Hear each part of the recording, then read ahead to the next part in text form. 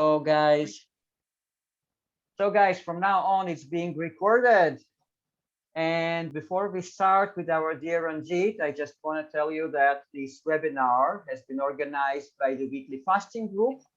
It's a very big international WhatsApp group.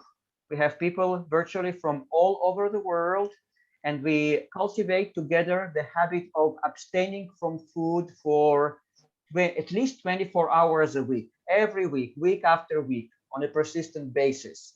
There are people also who extend it. So if you are not yet the member of this group, and if this idea appeals to you, below this video on YouTube, you will find my WhatsApp number. My name is Arik. I'm the facilitator of this group. You're welcome to send me a message with your name, and I will happily add you to the group so that you can also cultivate this amazing habit of abstaining from food every week. It's lots of fun, lots of reset. And today we have Ranjeet from Australia. Welcome, Ranjeet. Namaste. Oh, namaste, Sasrika. Well, hello everyone. Good day from Brisbane, Australia. 2:30 in the morning. Yeah. So it's I love 2:30. it. Yeah, it's 2:30 in the morning in Australia. In Israel, where I am, it's 7:30 in the evening. Wow. In England, it's 5:30 in the evening. So yeah, so we in India, I don't know, Ravinesh, what's the time in India now? 10 p.m. 10 p.m. Okay, Yeah. cool. So we are mostly towards the evening now. Yeah, but for Ranjit, it's early morning. Okay, so guys, so we will start with a short guided meditation with Ranjit. So you can just mute yourself, you can relax, and yeah, and Ranjit, over to you, please. Let's have a nice guided meditation. Thank you. Thank you for the honor, and I'm just feeling the souls that are here before I start, so I can be with you. You know that we can all be together with our hearts together, and expand from that place, because that's the most beautiful place. I believe in oneness, and we are all centered. So feel free to either lie down or sit where you are and relax. I want to focus on a couple of portals in our body.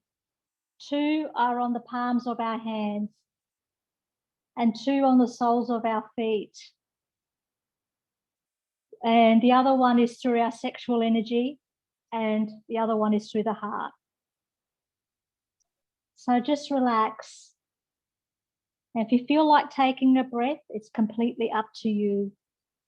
Completely up to you. But what we're going to do, we're going to let go of all our thoughts. And we're going to move into the space that is empty. The place where we dissolve everything.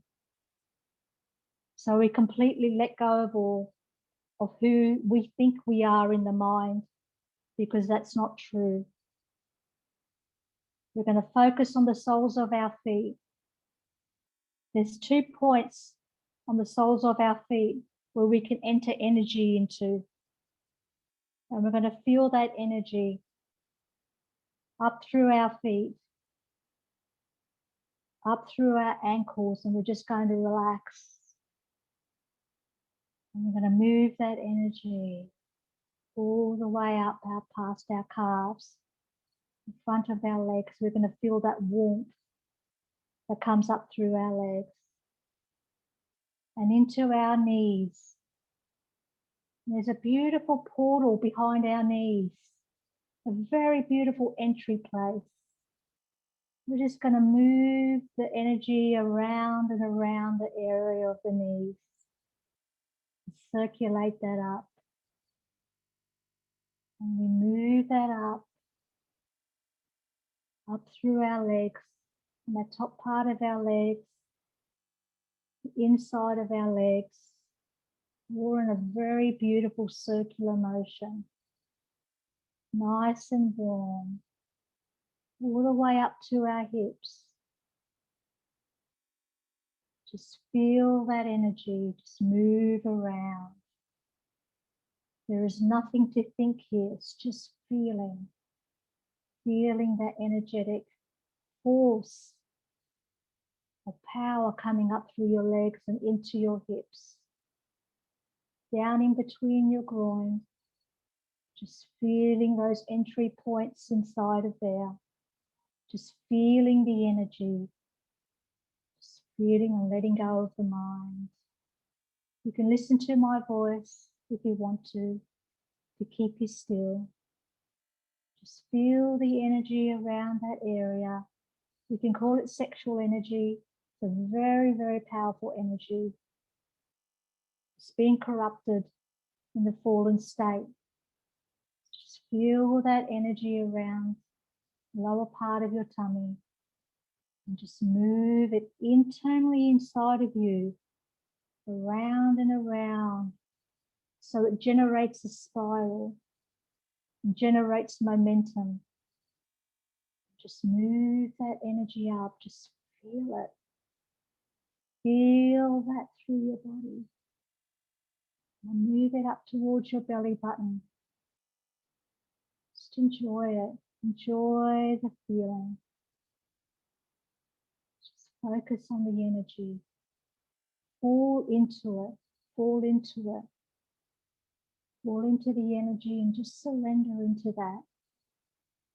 I'm going to move it up through the organs now. We're going to start to heal the body through this energy. Sexual energy is very, very healing in the body. And you can think or feel whatever color that you want. Just feel it. Just allow the sounds of the energy flow up through your body, through your kidneys.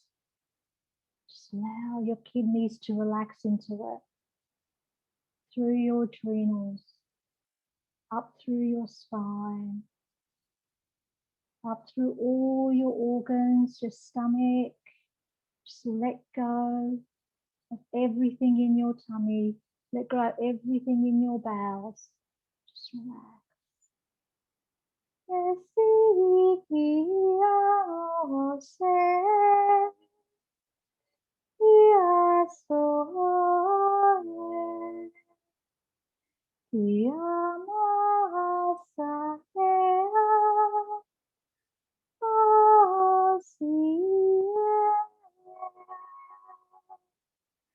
Just going to move it up through your spine, up through your ribs.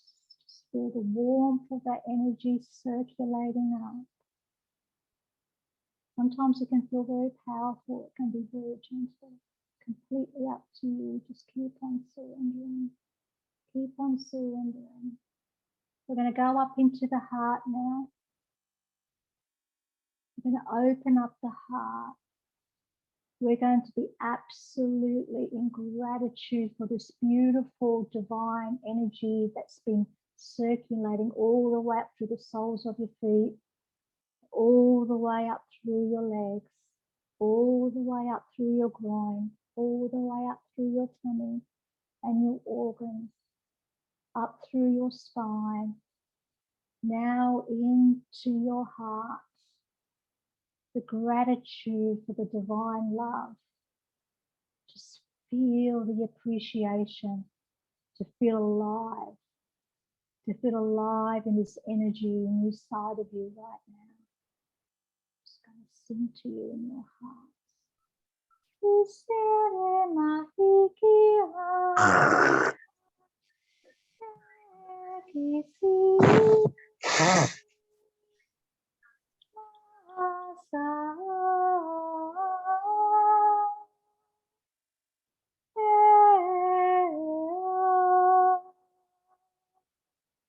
So much love in the heart.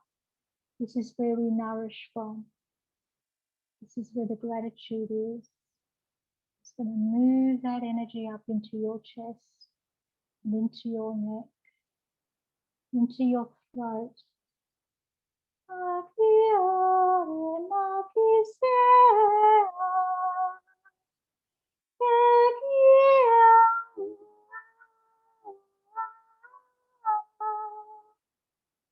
Down through your shoulders, down into your biceps, new triceps, just relaxing into that, falling into that, surrendering into that beautiful warm energy down your arm, down your forearm, into your wrist,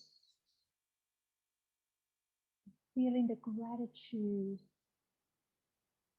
the beautiful sexual energy going through your body, starting to feel that ecstasy running through your veins, down into your hands, and out through the palms, flowing that energy through.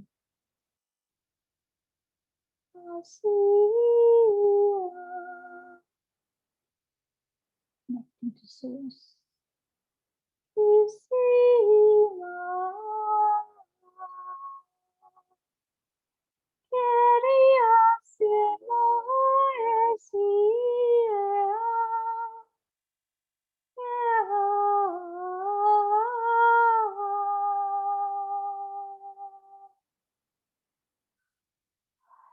Back into your heart. Just come back into your heart.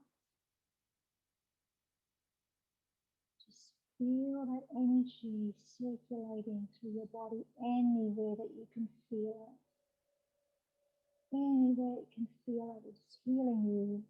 It heals you more in the empty space. Every part of your atoms, every part of your cell. It is in synchronization with the universe. It feeds you and nourishes you, everything that you are needed. There is nothing that you need outside of yourself except for this. The divine, ecstatic love, energy of gratitude and surrender. Trust in that. And this is where we live, and this is how we come home. Whenever you are ready, feel free to open your eyes and we can connect with our hearts together as one. Amen. Thank you. Wow. Thank you very much, Ranjeet.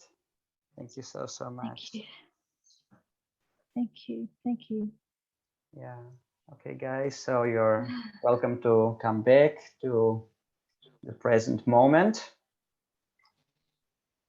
Okay. Okay, guys. So we are going to talk today about a very interesting subject: how to break your dependence on physical food. I'm so curious because I'm sure many people feel that something is missing there. Even people who fast every week or who fast a few days every month, something is missing there in terms of this dependence on the physical food. So Ranjeet, please enlighten us from your experience and from your wisdom. How do we do that? So over to you, Ranjeet. So it's a very big question, and with me, I like to keep everything very simple, because I'm going to say to everyone, we've now had the opportunity to leave our minds at the back door or behind us somewhere. So we're coming into our center place and coming into the heart. And if most people probably know my story here, but I'm just going to actually give a really quick brief, but you can watch my interviews. They are around. They're not completely all on YouTube, so you have to seek me out a little bit. But there's quite a few people in here that have actually witnessed my journey. And my journey was never anything that was strategized or wanting an outcome or wanting any solution. I wasn't after any health benefit whatsoever. The only thing I wanted and I was hungry for and thirsty for was my soul, and to have a deep love affair back home again within myself. And that was it. There was nothing else. I knew if I was able to reconnect with that on a very deep level, that I would know that the next 50 or 100 years, because I was, it's been about over 3 years since I've been on this particular journey, that all I ever wanted to do was to be with the Divine One, because nothing else mattered to me. Nothing mattered to me whatsoever. I did not care. And I did have 180 degrees turnaround in my life.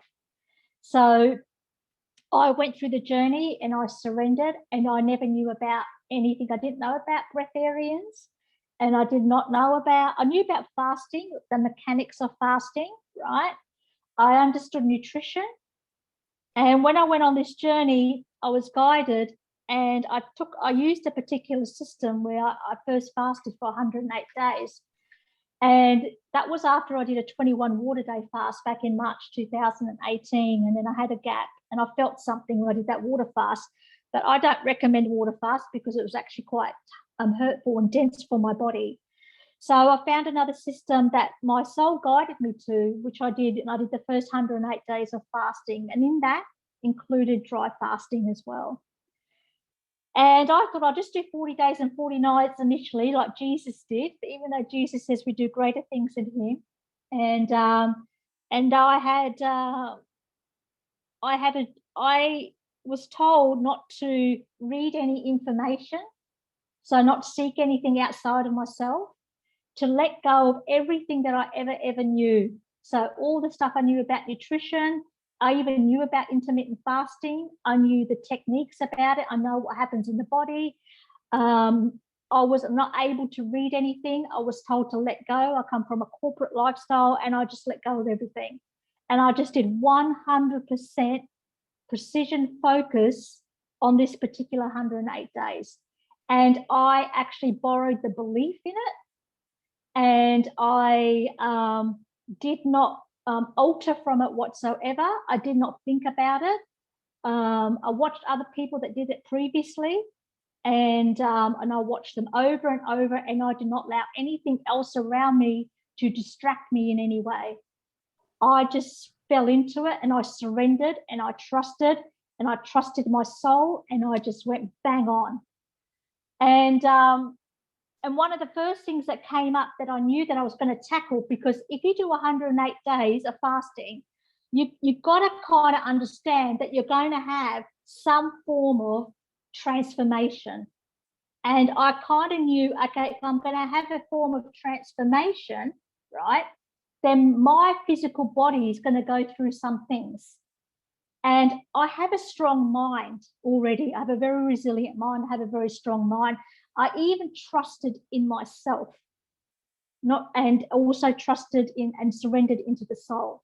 So I trusted me as well. This was an opportunity of a massive crossroad in my life. We all have many crossroads, and we take different paths. So it was an absolute decision, and there was no way in the world I was going to go back. I knew that as soon as I took it on, that I was not going to go back. I was going to be changed and transformed, even in my body, forever. And I never did it for healing, because I believe we are whole and healed, and we are fulfilled and complete. So I had that sense anyway. So I surrendered into the first 108 days. I didn't think about it. I didn't think about the complications of it. I didn't think about the nutritional part of it. I didn't think about any of that. I just did it. And I probably could have done any system, but that's a system I was guided to do. And they said to me, the one inside of me, my higher self said, okay, we're going to get you to dry fast. And I couldn't understand why. And I went, okay, I'll do it, because I trust my soul was going to take me on this journey. But all through the journey was all unknown for me. It was all unknown, because I didn't know what was going to happen to me. I didn't know I was going to feel these incredible energies through me. I didn't know that I was going to open up my goddess energy. I didn't know that I was going to be having the nectar of God flow through my body. I didn't know that oil was going to excrete out of my eyes. I didn't know I was going to lose close to just under 40 kilos. I didn't know what was going to happen. I didn't know what it was going to affect on the external environment. I didn't know. The only thing I knew is, oh, there you are, God, inside of me. There's the one inside of me. There is the oneness. Oh, I feel you. I see you. I'm not letting you go for nothing. I don't care what happens. So that part of me giving up food, which is the question that we're asking, I took a very, very different approach compared to many of other people that would have taken this approach. And then I came across some people that were breatharians and a breatharian state, and starting, I kind of, information was kind of guided to me, in synchronization as I was going on this journey. And what I found was that I did not listen to, I had lots of people come to me, oh, you should do this, Ranjeet, go do this fasting thing, go have fruit, go do urine, or go do this. And I just did not do any of it. I just said, no, this is it. I trust I'm guided here. And I just went through it, and I still reflect back on it after 3 years or 3.5 years. And I still look at myself and I go, how in the hell in the mind did I do that? Because I get that question so often, like, how did you do it? One is I gave 100% precision focus, and I was not going to budge. This was a life-changing situation for me. This was my soul path, and I was not going to let anything get in the way. I didn't care who it was or whatever. This was about me. And I even, my marriage broke down after 20 years as well. So I took that risk. I knew that was a risk, even though I asked my partner to come with me on it. But, I took a lot of risks. I actually came to a situation where I was ground zero. So basically everything was stripped away from me. So I had zero cash. I didn't have my car. I was at a point when I was actually homeless. I went through all that, but the one thing I did, I just kept trusting. I could trusting the one inside of me. So there's not many people that will probably go on this type of journey. And here I am in Western civilization, a corporate woman, that my last job was a general manager. And here I am with absolutely nothing, stripped away. But I just had this fire in me. I just kind of knew that something I was trusting so much was going to lift me out. Because how far can you fall? How far? Many times, many people in our lives have fallen and we've got up again. But this was the biggest fall that I've ever had. And I was like going, okay, something will happen, because for some reason, like all of us here, we have a massive good heart and a massive good love. And I noticed that I was starting to get fed by energies. And I noticed that the more that I kept falling in love with myself, the more I was getting nourished. And the more that I found that I was being connected. And the next question I asked was, is there people like me? Is there people like me in this world?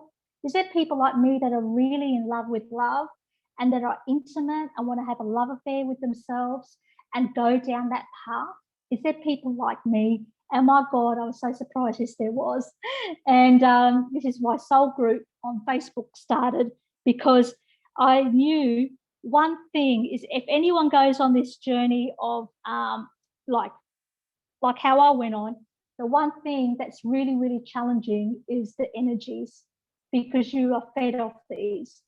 And you become connected to nature very, very quickly. You become connected to the cosmos. And my whole goddess energy started to open up, or my female energy started to open up, and I hadn't felt it that way ever before, or not for a very long time. My childlike innocence was starting to come through. And I was just completely organically, I was sharing this with lots of beautiful souls that are here as well, that I didn't even know what I was even doing, but I was trusting the one inside of me. So I kind of come back to what I feel. There's a couple of different ways going on this journey, right? One is straight surrendering, just into the heart and completely trusting that, fully trusting it, going on your own soul sovereignty journey and throwing everything into it. But I also realized that's not for everybody, because it's not for the faint-hearted whatsoever, because most people will always want to feel safe in the mind.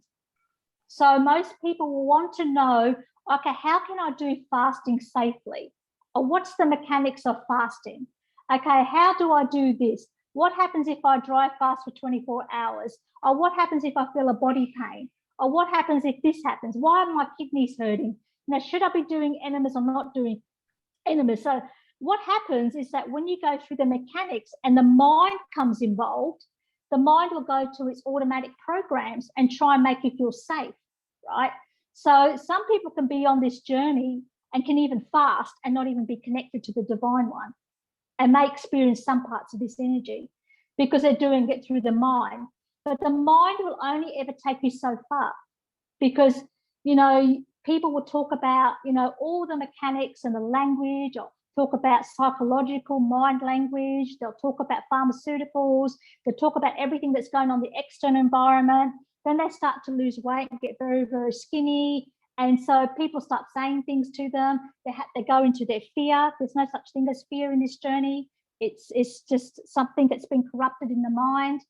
And even when they get a pain, most people will stop because it's the mind that's doing it.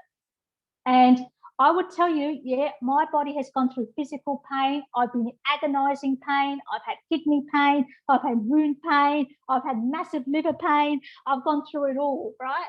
And I've just gone into, okay, I trust you so much, soul. I know there is something at the other end of pain. I know there's always something at the other end of struggle. I know there's always something at the other end of feeling uncomfortable. I understand that the more that you get uncomfortable, the more that the mind even gets used to it. Okay. So that's one way. You can do it through the mind, you can do it through the heart, or you can do it through both ways. It's 3 different methods that you can use. Majority of people will either do it through the mind, or they will do it through the heart plus the mind.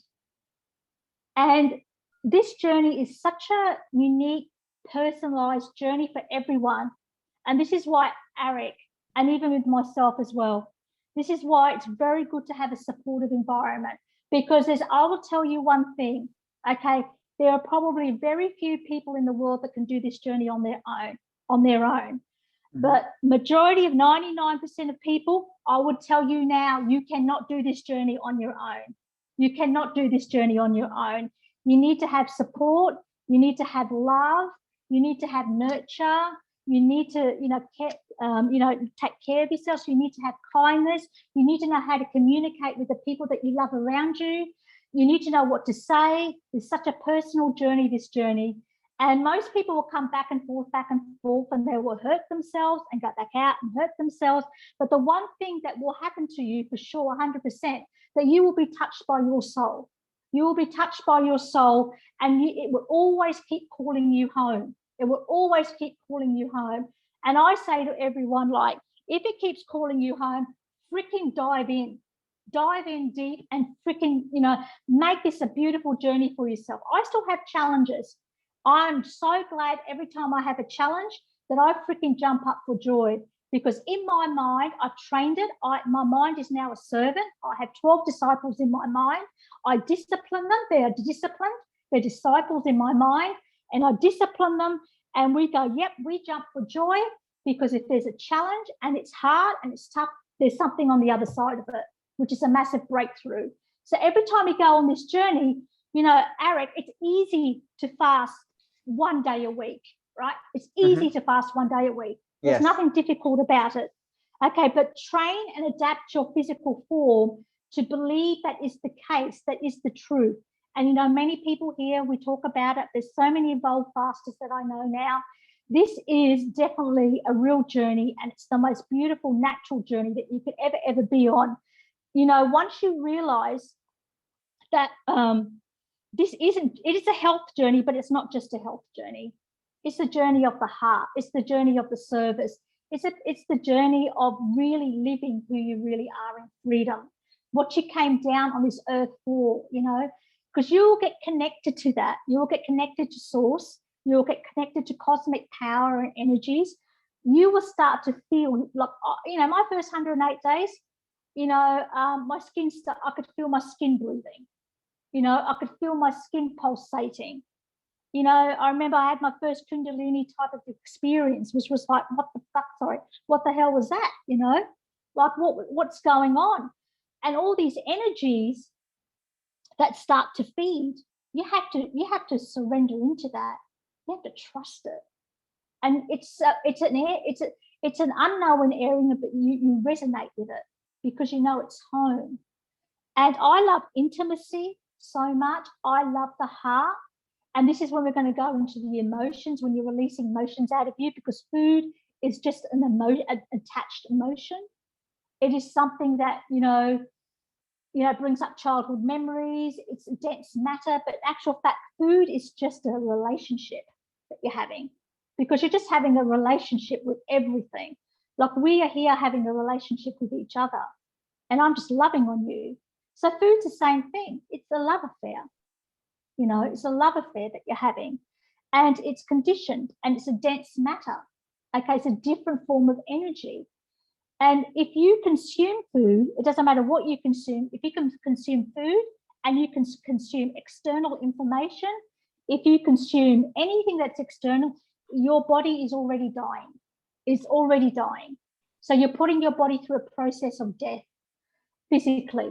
But when you release all those things out of you and you connect to the higher energies, you're going into regeneration. You're going into whatever you call your energy body, your light body, different languages, sound. I love sound. I love movement. And, we live in limitless possibilities. There is not just one way to do this. There are many, many, many, many ways. And the reason why is because on this earth, we live in duality. And so there's a creative power that happens that we express through language and things like that. But there is a similar pattern. And there is a similar cycles. And this is why I'm a big believer on fasting, once a week, new moons, full moons, and season changes, doing your big longer ones on season changes. Because in cycles and patterns, we come here on the Milky Way, we created the Milky Way, we live under the astrological realms, it supports us. And I noticed how that supported me. So when you go on this journey about not being dependent on food, you've got to trust something else besides food. And food, and I'm also going to bring in their lust as well. So because I'm 8 years no physical biological sex, and that's also been a massive part in my transformation as well, because you start to connect more deeply and intimately, and you want to unify with the divine one. And I'm not saying celibacy is for everyone, but it is for me at the moment. Okay, because some people can have some beautiful partnerships and they can connect to the divine that way. But for me, it's been a lovely union with the male and female energies inside of myself. And food is a part of that as well. It's an emotional relationship that you have with food. So, for example, we talked about sexual energy when we did the meditation, is because, like, if I pick up, I'll give an example. When I picked up a tomato, right? I won't eat the tomato. I won't cut the tomato because I see the essence of a tomato. It's like me, I love you, right? But I will put the tomato in my hand and I will have an ecstatic bliss moment and relationship with that tomato. The essence of that tomato will nourish me because I'm having a love affair with it. So this is where the love affair and the intimacy and the relationship becomes highly important. And this is where when you have unconditional love, nothing else matters. So the emotional attachments to food start to dissolve away, because what you're doing, you're operating from the heart and you're operating from a place of gratitude. And that for me has been something that has been revealed to me on this journey over 3.5 years. The heart became important. The love became important to me so much that it started to freaking feed me. And I still have some challenges every now and then for sure. I'm pretty much on liquids, wets and dries. That's how I live now. And so food has a completely different perspective for me. Has a completely different perspective for me. I don't need it. I don't have to eat it. I don't want to put it in my body. I will cook for other people and I will, do all that with food if people want to create from that. But, it's a creation of an expression of love, right? But I choose not to have it because I like being empty, because I want to be in the most ecstatic bliss of joy, living my orgasmic state and have my connection with the divine, which was the vision and the actual intention of the reason why I went down this path in the first place. My vision was to have a deep, intimate love affair with the Divine One and my soul, so I could be a better human on this planet, serve bigger and greater than I possibly can, and have intimate, beautiful, loving relationships with people and everything, and magnetize what I want to create, so I can have a beautiful human experience, the best I possibly can while I'm here on this planet, while I'm serving in love. So the bit about letting go of food, we can talk about the mechanics, because I think that's what most people probably will have the questions about, and because we will always come from the mind. So I'll go into that. So the first thing you need to do, you need to find a system for yourself. You know, something that's probably been trialed and tested. You know, I know Arik and the group here, like, have had many different people on here. Find something that find something that you kind of resonate with, because there is still a pathway. The body you can't just put a tape over your mouth and go, okay, I'm not going to eat anymore. That's just not going to happen. You yourself have a genetic body that has dense matter. Nobody knows, what pharmaceuticals you've taken, what your ancestry is like, what environment you're living in, what pollution, what needs to be actually, excreted out of you to cleanse and go through all that, So have a look at what system that you think you're going to utilize, right? That you feel good about, okay? But also engage your heart into it. Engage your soul. Start having that relationship with the soul, because if you go on this journey longer and longer, you're going to enter into living off other energies. And you know what? That is the toughest part of this journey. The physicality of adapting the body, you find it's easy. Releasing emotions become easy. But energies is still, even for me, one of the most toughest parts of this journey so far. It still is. Because when you get powerful energy, force comes through you and your body heats up and you feel like you're going to burn on the inside out, you're like going, oh, crap, what's going to happen? But when you really go into the heart and as you're adapting your body, you've got to learn to live in your energy body more. So you've got to learn to live in your light body.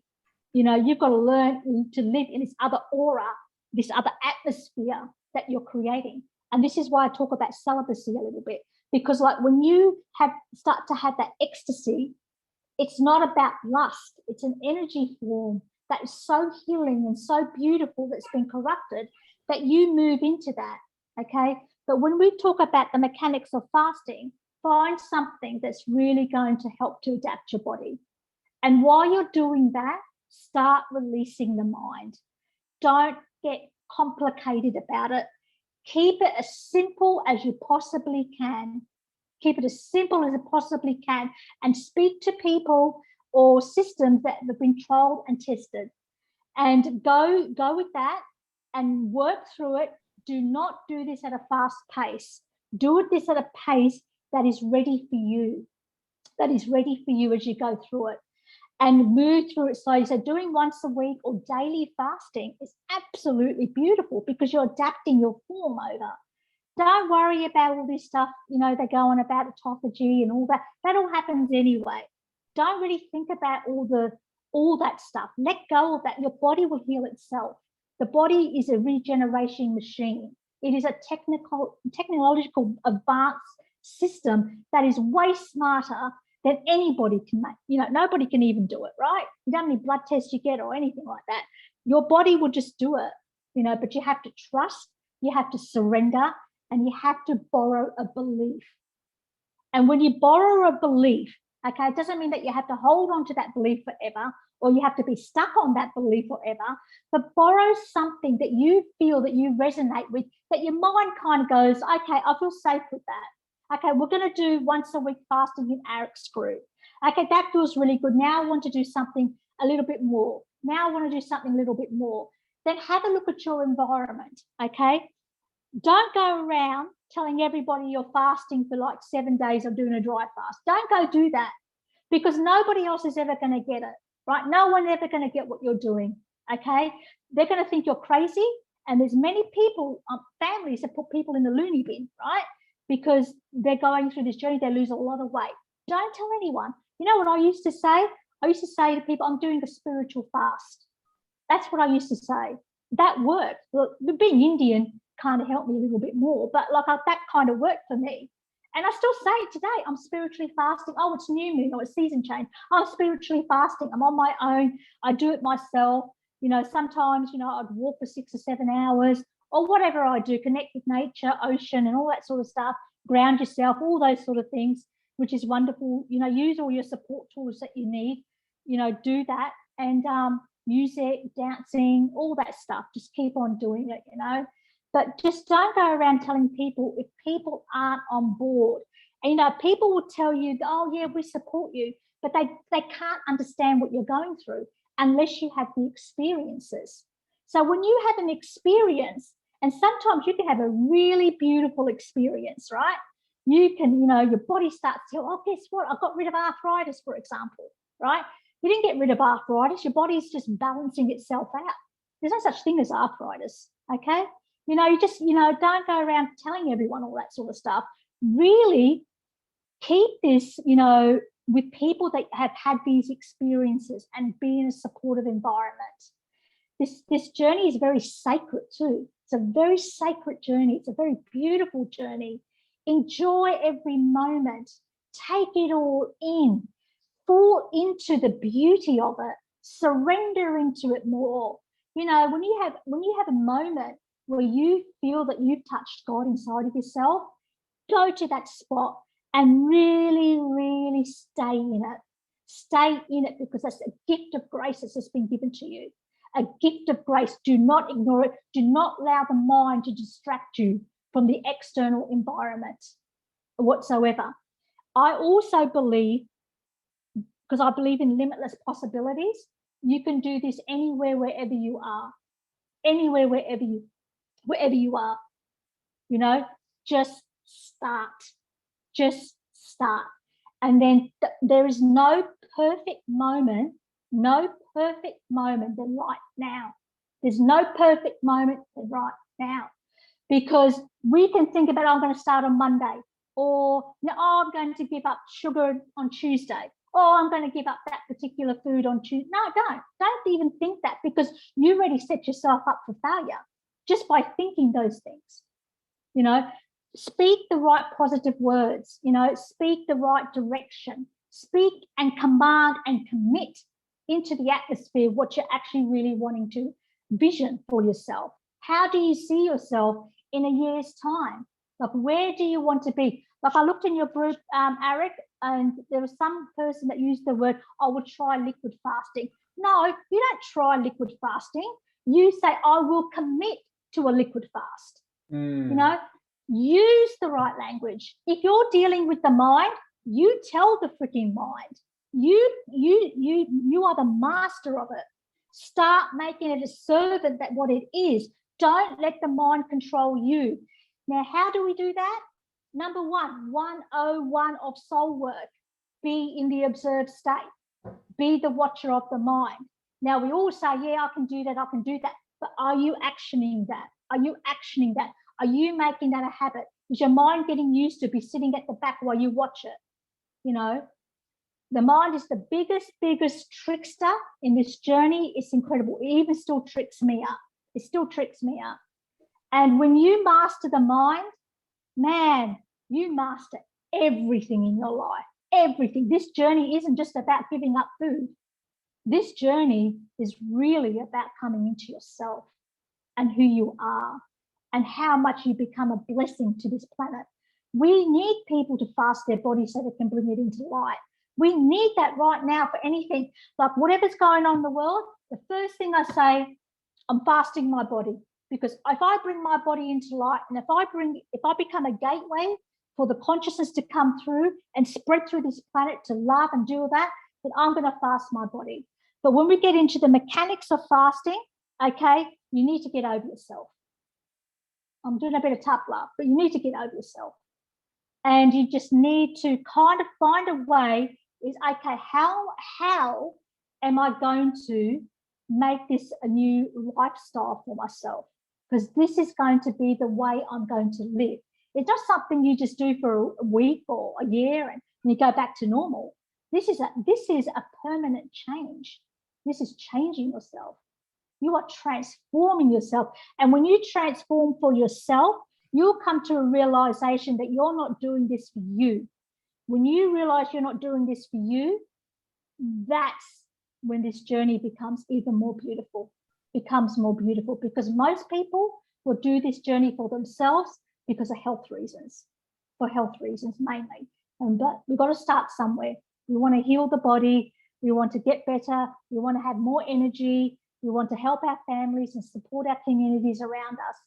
But when you realize this isn't about you, it isn't about you. This is about your past ancestors. This is about the future. This is about your children. This is about the way the planet's going.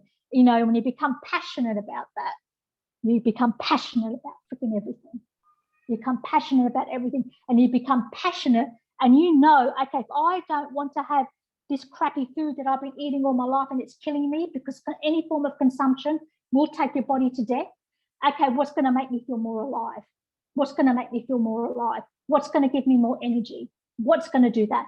And I'll tell you one thing, it's the energy that freaking keeps you alive. It's the love. It's the energy of the romance. It's the love affair inside of you. It's giving. It's being of service. You know, it's connecting to the divine one. But let your body go through what it needs to go through. If you have to go study people, go study people. Find someone to go study. Go, you know, I've had people study me, you know, so go find whatever that you resonate with, that suits you, and look for a system that's going to help you, you know.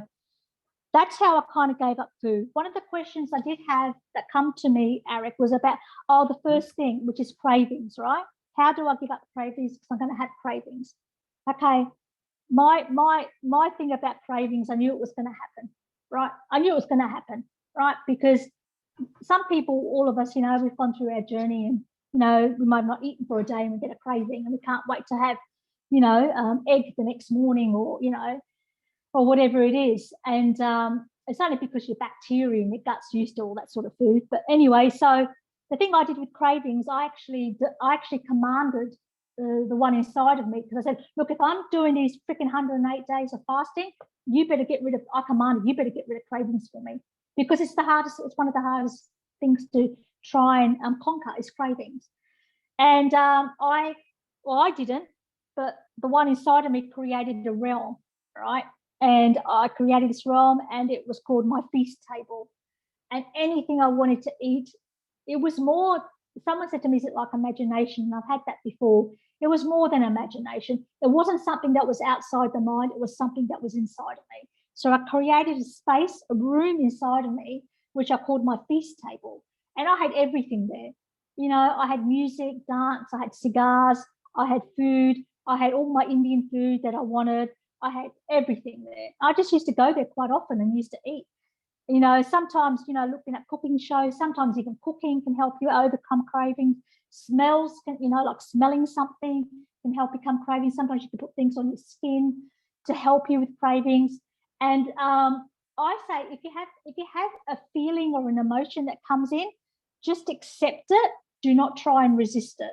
Do not try and resist anything. Accept it, allow it, nourish it, love on it, and then work through releasing it out of your body. Work through a mechanism to release out of your body. So my feast table that I had in the realm was my way of releasing, because these things were inside of me like from years ago, and some of the stuff wasn't even my stuff. It was like probably my ancestors or a friend that I, you know, from years ago at school was eating cupcakes or something. I don't even eat cupcakes. I'm thinking, well, what's that for? You know? So I just had it at my feast. I called it my feast table, and I had it there, and it was a way of releasing.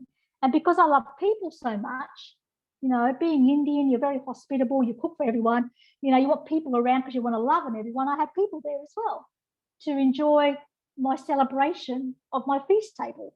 So that's something I did to help me with cravings. People can watch cooking shows, you can go watch nature, you can go for a walk, you can find ways that will help you assist with that. But that's something you're going to have to deal with. But as you go through cleansing the body, that will lessen and lessen more. Do not try and think that you can get, that you want to, try and conquer it now to make it a perfect experience with fasting, because it's not a perfect experience and everybody experiences everything differently. So work out a system that you can use, a support group that you can be in, which is like this one, and I'm obsessively obsessed. Be obsessive about this until you get through your next breakthrough. Be obsessed and be grateful that you are able to empty your body and come back into healing and regenerate for yourself. That's a difference. Probably best to, if people ask me questions about that, about food. Yeah, Ranjeet, actually, I wanted to ask you, you mentioned that you don't have that you're not dependent on physical food now. Now, what about liquids? Because you do consume liquids. Liquids. According to your inner feeling, can you also abandon them if needed, or you are dependent on them in order to live? So how do you feel about that? I don't feel I'm dependent on them. I have them, I think, because I do a lot of dry fasting, Arik. So I'm still used to washing the body on the inside. Okay. So I like to have a taste or some sort of thing that's coming from it. If I was placed in a situation where I probably had to, dry fast for 30 days, I could probably do it. I would find a way. Yeah. Okay. I have done some long dry fasts. I don't like talking about days, because when you talk to people about how long have you done a dry fast for, this and that, it's just too much for people's minds to comprehend. Right. And I don't talk about days anymore. I talk about new moons, full moons, and season changes, and lengthening over season change to do longer dry fasts. Some people do water fast. I'm not a big fan of water fast myself, because I find it too dense for the body. And I don't mind holy water, but I think you're better off to have pasteurized juices, because it's easy to wash down. But I don't feel like, if you put me on a desert, I think I'd be all right. I think I'd be all right. Yeah, I think I'd be all right for a while. Yeah, okay. I definitely would have the God with me. Yeah. Ranjeet, I also wanted to ask you, in terms of consuming information and food dependence, what is the connection?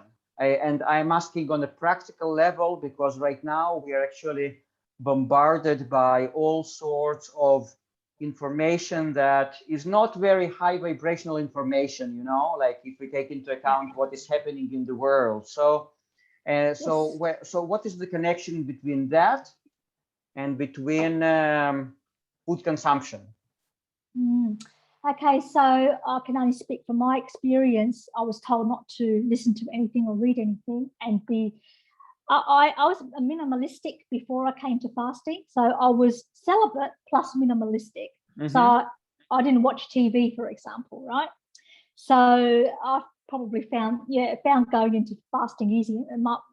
It's a distraction, right? So what it will do is that it will feed your mind negative and lots more lies, and it will overconsume you, and it will emotionally attach you to those things, which takes you back to food, right? Because food is an emotional attachment. So I find, with whatever's going on in the world, okay, if we believe that this world is a lie, the mind is corrupt, and it's a fallen mind, and everything is a lie, even when minds are connecting with each other, like right now, the mind is always lying, always finding a way to be manipulative, corruptive. It's just the way it's been trained that way and programmed that way. So when you start to consume, which is an energy in itself, right, into your body, that's something else you have to detox out.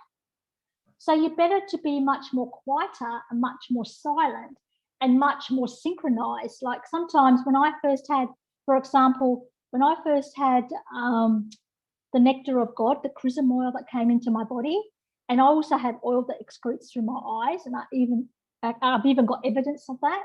When I first had that, I didn't know what that was, and it really freaked me out, Arik, right? So I wasn't listening to anything, but I could taste the nectar of the oil at the back of my throat, and I could feel it. And I go, what is that? I didn't know anything about it, but I was guided to something to read about it, to find out, because it was really playing with me. Yeah. And then I took that information in to be a truth for myself, and it helped me.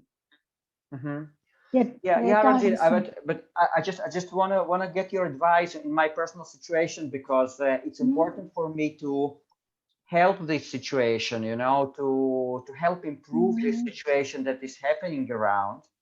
So I'm a member of few WhatsApp groups of different, you know, different people who organize protests and you know, and other things, you know, different who distribute flyers about possible side effects of vaccinating children, etc. But and that's on the one hand, but on the other hand, through those groups, I'm also exposed to lots of quite a lot of negativity, you know. So, but I do feel this urge to help. So, and so, what to do in this kind of situation? Okay. I absolutely hear what you're saying, and I hear everyone what they're saying, right? I mean, some people do want to get up and really, you know, be vocal and help that way. For me, what I personally took in is that I'm a big believer in law of attraction as well, and universal laws. So whatever you focus on will always expand. Whatever energy you put yourself towards will always expand. And so I decided for myself that I didn't really want to enter into that world so much, even though it's still there in my face. I acknowledge that it's there. I acknowledge that it's there. But I've decided to move my body in. If I can focus on energy and moving my body into light, then I feel like I'm serving the planet. That I also am a massive believer in whatever happens with technology, as technology advances, we advance ourselves in our physical form. But every time there is a discovery made, I always kind of feel that the divine always corrects things. So because if things are out of balance, it's always going to come back in balance. So if something is really, really, what the world is going through now, and people call it tyranny and all these words, if it's going through that, then there has to be the other side. There has to be the cause and effect. And this part I will focus on. I'll go, okay, that's going on, but I am going to focus on this because I can focus on this and I can fast my body to this and I can bring more light within myself, which is going to correct the balance. And I always know how the story ends. The story always ends with love. So I kind of know, but even through this, yes, there's people that are transitioning over and we bless them and we thank them. We thank all the people that are working and doing all that good work. We thank all the people that are protesting. We thank everything and we raise it all up. Well, I do, like bring it that consciousness up through my body, and I raise it up into love because I do believe that everybody is good. Everybody is good because we are all created from the divine. So I really believe that. But I also think, Arik, my advice to you, if you came to me and you said you were on all these groups, I would say to you, Arik, what groups are really important to you and focus on them only. Because whatever you do on the internet, it automatically goes out into the network. So instead of disfragmenting yourself into so many different groups, minimize as much as you possible, be as narrow and precision focused as you are possible, be aligned with what's in your heart, and focus on that. And you're going to have a greater expansion in that rather than being everywhere else. Because precision focus, which is a male energy, if you're able to do that, you're able to slice the atmosphere through it's sword through the atmosphere. And you can use your words and all that sort of sounds and things like that to really bring that into more fruition. And you would feel good about yourself and your family. I would feel, yeah. Yeah, that's a great advice. Ranjit, I also wanted to ask if there is any place for holding in your mind the ideal picture of the planet Earth, of the society, because I was some time ago, I was corresponding with another person who is a pranic person, and she told me to always hold like the kind of ideal picture to know that, you know, and to kind of believe or to kind of create this reality that I want by holding the, for example, holding the picture of a perfect society, of planet Earth, getting back in terms of ecology, you know, in terms of you know, things like that. So in your opinion, what is the place of that? Yeah, look, you know, you're creating a vision, and we are gods, A right, vision, in exactly, ourselves. exactly. Yeah. So you are the creator, and everything that you vision, if it's already been created, it's already Mm-hmm. been created for you to even have that thought. That means it's already been created. So it's something that has been put into your heart. And if you open up the heart, you become more aligned with this sort of stuff. So it is sitting in a space that you're looking at as a creation. The best thing to do is actually start to manifest it, right? So you could actually paint it or draw it or express it in words, sing a Mm-hmm. song, write some poetry around it, and then share that with other people about your expression of your soul in that way. Yeah. And that will expand it, but also bring it up into the universe, saying this is, it may not be created, you know, exactly how you want it, but you know what, Arik, you know, maybe you may not see it in your lifetime, but the fact that you have it in your heart and you're creating this love of this beautiful utopia on this planet, because that's the way it was, that's the way it's supposed to be, that's the Mm-hmm. way it has been, and it's just been the fallen mind that's corrupted it. Please stay with that, because you are experiencing that already within yourself. It's Mm. already being experienced for you. It's like you can stay home and travel everywhere on this planet. You know, you don't have to go on a plane, right? You don't Yeah. have to do that.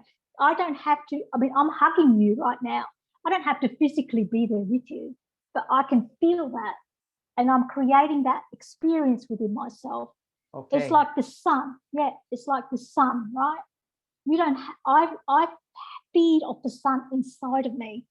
I could be sitting in a dark room somewhere for days, but I will still be fed off the energy of the sun inside of me, because I am that I am creating it. Mm. Wow. Amazing. Mm. Amazing. Mm. Guys, maybe you have any questions at this point. Yeah, because our successful action during the webinars is for the speaker to talk a little bit and then let them ask questions, and then again to talk a little bit and then again series of questions. So guys, do you have any questions so far? I have a brief question. Okay. Very briefly, I'm just curious, besides, you know, the pasteurized fruit juices, what do you consume, Ranjeet, and how much, you know, in a day, in a month, and so on? You know, I'll explain something to you, okay, really, really briefly, because it's a hard question for me to answer, because I don't have a routine. And I could go 3 days dry fasting, and then, you know, the next day I think, oh, I'll go get some coconut water, or I'll go get some grape juice, or I have actually had raw orange juice. I had that the other week, you know, or, you know, so it's a really, really difficult one for me to answer. And I've had coconut milk liquefied, okay, with greens in it, you know. I still have herbal tinctures.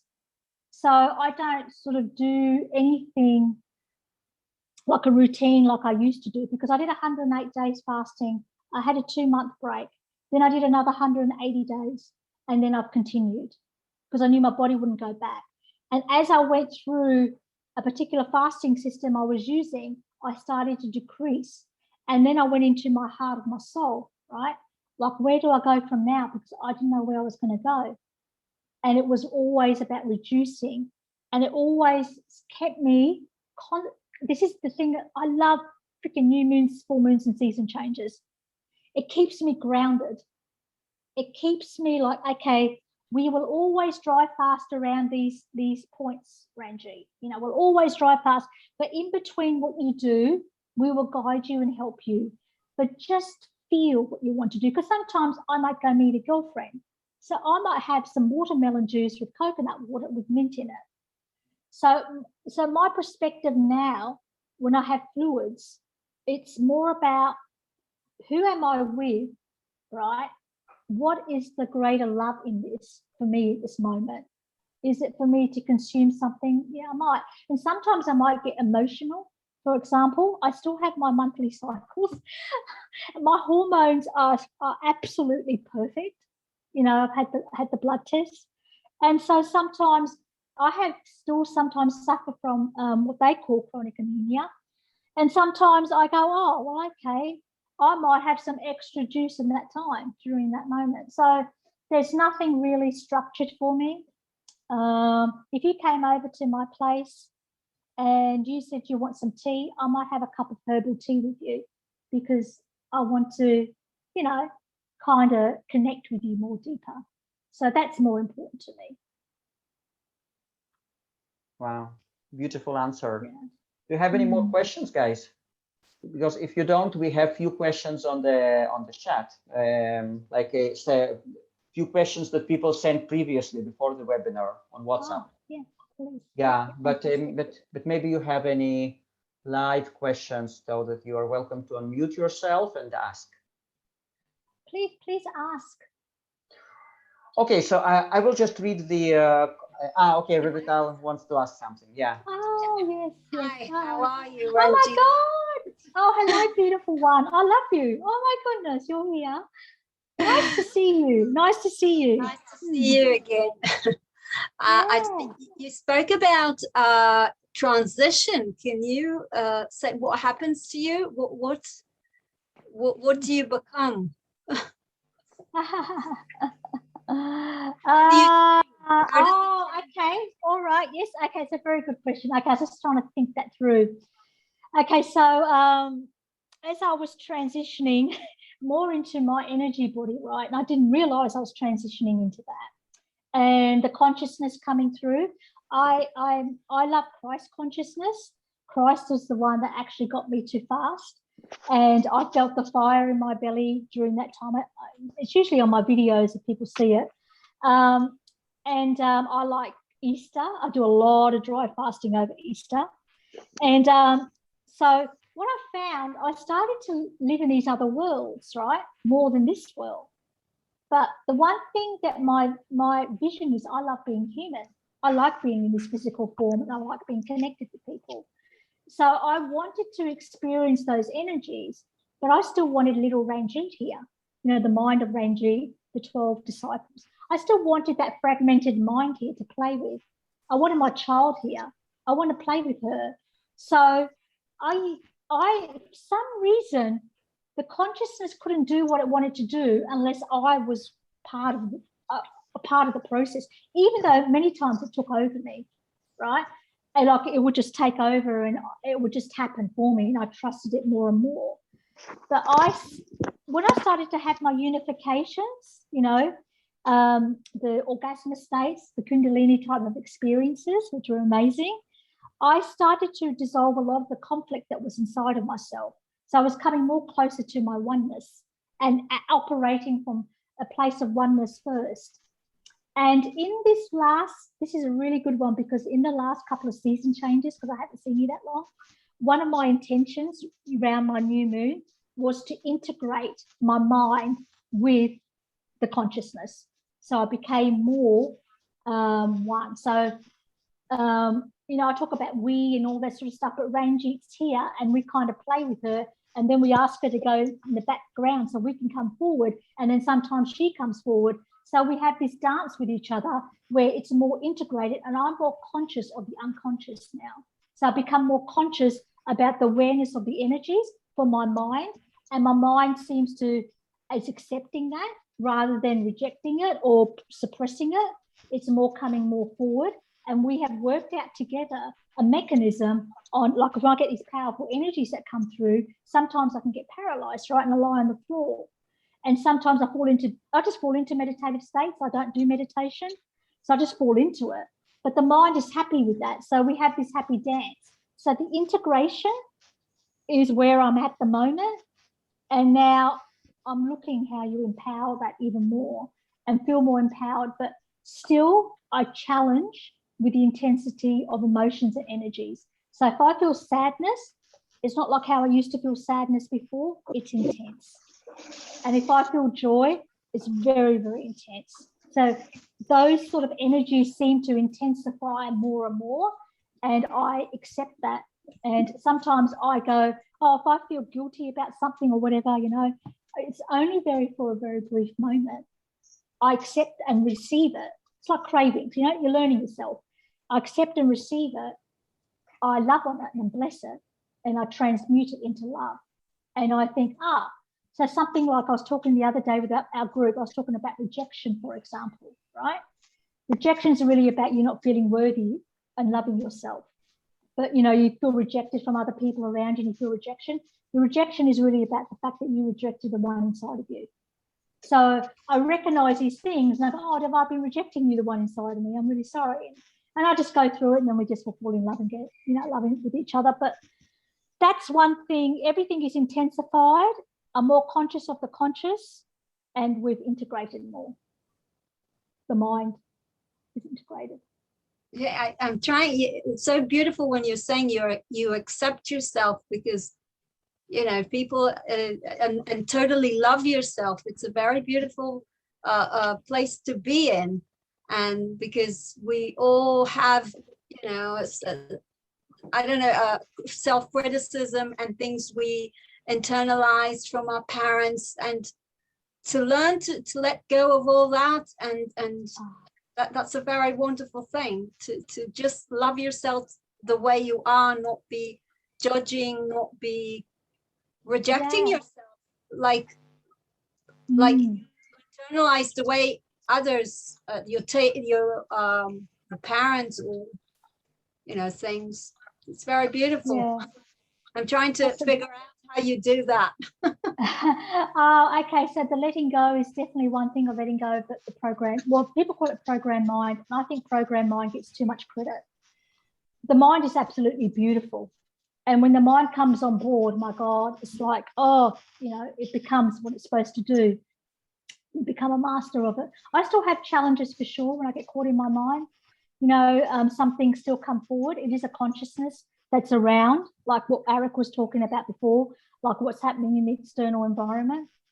You know, this journey isn't really for the faint-hearted, because you have such high integrity, and such a high responsibility that you're dealing with massive amounts of energies that you're looking at. So when you like move away from yourself more, like the letting go process and loving yourself more, you start to go loving it all. And that's another transition in itself. And this is where you've got to have really a strong mind, a very resilient mind, and everything that you can tap into, like your ancestors, all the experiences that you've ever had on this planet. Like when you go back and releasing and looking at all your, you know, the things in the mirror of yourself, right? You can go back in the past and change things, right? So you can transmute and change and transcend things that people might call trauma, for example. I don't believe in the word trauma, and I don't believe in the word shadow emotions, right? I actually think it's all oneness, it's all part of love in my way. So when you go back, say in your childhood, like your dad beat you up, for example, right? That is still, that whole situation you can actually change, okay? Because, you know, it's not saying that it physically didn't happen to you, but you know, it's not something that you have to carry as a burden. You can do the releasing and forgive, and you can move into that space and completely change that actual event to make it much more loving. And yeah, I've done a lot of that internally as well within myself for sure. Like rewrite your history, reset, or something like that. The whole. Okay, yeah, you can get inside of anything that happens, right?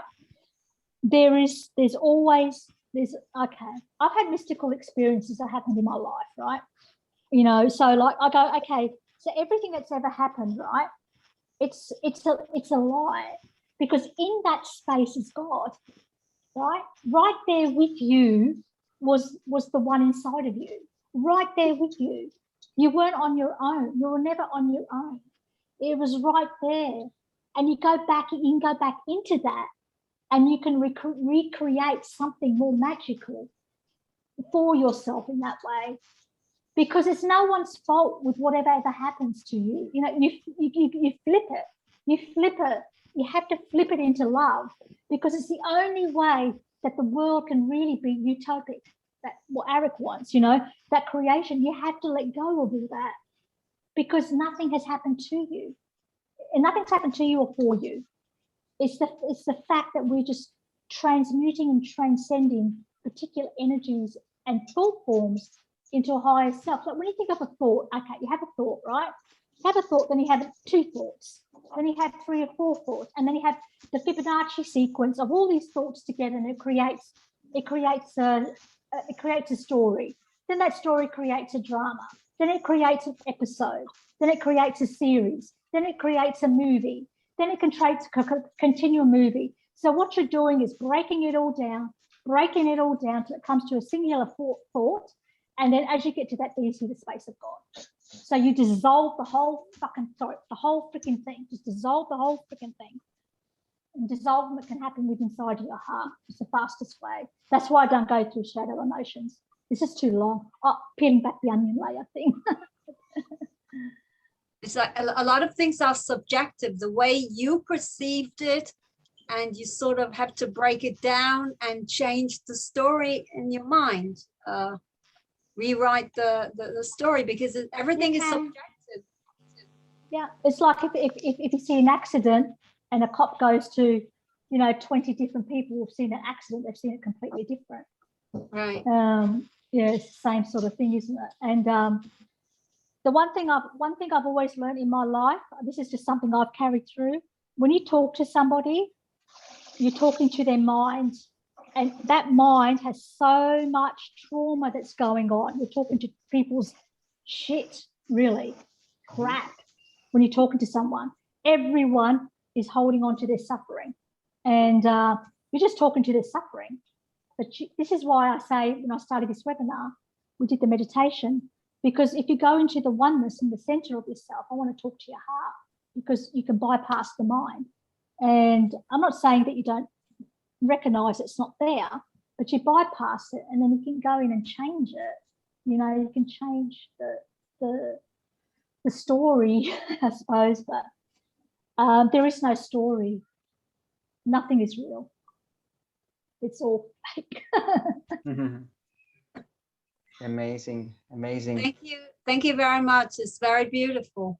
It's all subjective. It's all, yeah. You've done well. Thank you very much. Yeah. You've been doing well. I can see. Yeah. Sorry, just feeling you, but yeah.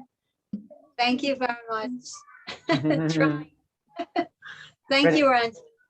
Yeah, Ranjeet, let's address a few questions that we received on WhatsApp prior to the webinar. So one person is saying, while I know the body doesn't need food, but there is some bondage towards food purely out of habit. How did Ranjeet tackle this? How long did it take her to get over the addictive habit created over many births?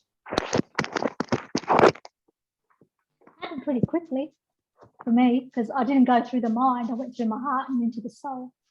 So for me, I'm rare. I didn't realize I was rare when I was going through doing what I was doing. I will let you know, when I was 16, 17, I intuitively did a 6-month fast, and I lived on apple. Something happened in my life, and there's some reason intuitively I just did this 6-month fast, and it felt right for me. It resonated with me. I couldn't say no. I had to say yes to it all.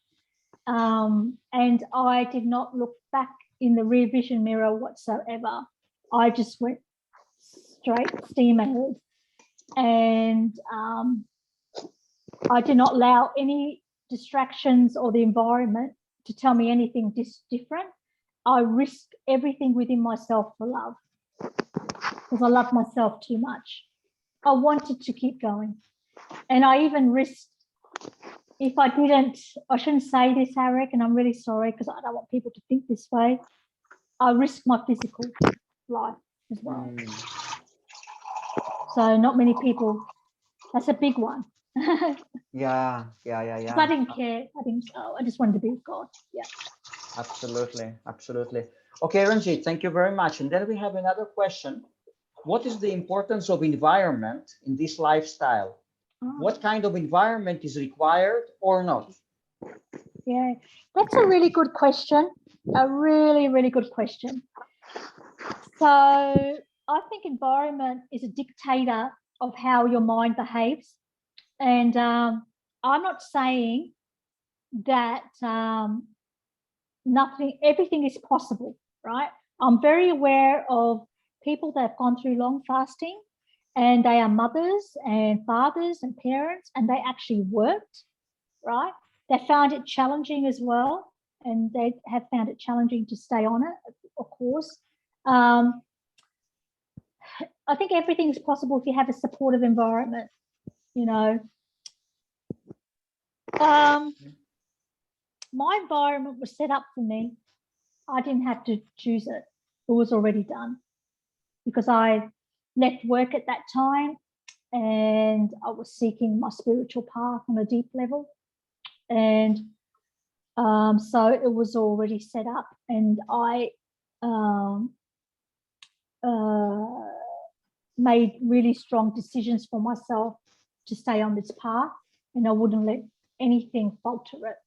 So I empowered myself to be resilient. The environment does have a factor, I think, depending how strong the person is in the mind. If they, you know, it just all depends on the individual. Yeah, it's a hard one to answer. It's a hard one to answer, but yeah, sure. The less distractions you have, more minimalistic you are, it's going to be a lot easier. Amazing. And then from the same person, she's asking, can we say that all chakras need to be open in order to receive cosmic energy? I love this question. The answer is no. Because I'll tell you something, I didn't do anything with chakras. What I did was sexual energy and the heart, and then portals in my body, right? And I moved them around and I felt the energy and I kind of moved it around. I didn't do anything about lighting up chakras, praying, any spiritual practices whatsoever. But the heart, for some reason, that heart has to open up and the sexual energy has to be moved through, because the ecstasy is the thing that allows your energy body to merge with the atmosphere, and then you can merge with the cosmos, right? So that ecstasy energy, the unification of having sex with yourself, has to happen for this journey to go forward. But the heart has to be open, because then everything else just opens up, like your head goes and, you know, you get ascend and then you descend and all these things that people talk about. I don't even know what they are, and I've never even practiced them, except, yes, I do come from a Sikhism culture. My parents are. I did go to Sikh church, and there's some stuff I'm sure that are in my cells and ancestors that I'm probably not fully conscious of, but I'm aware that it's impacted, you know, my journey in some way. Wonderful.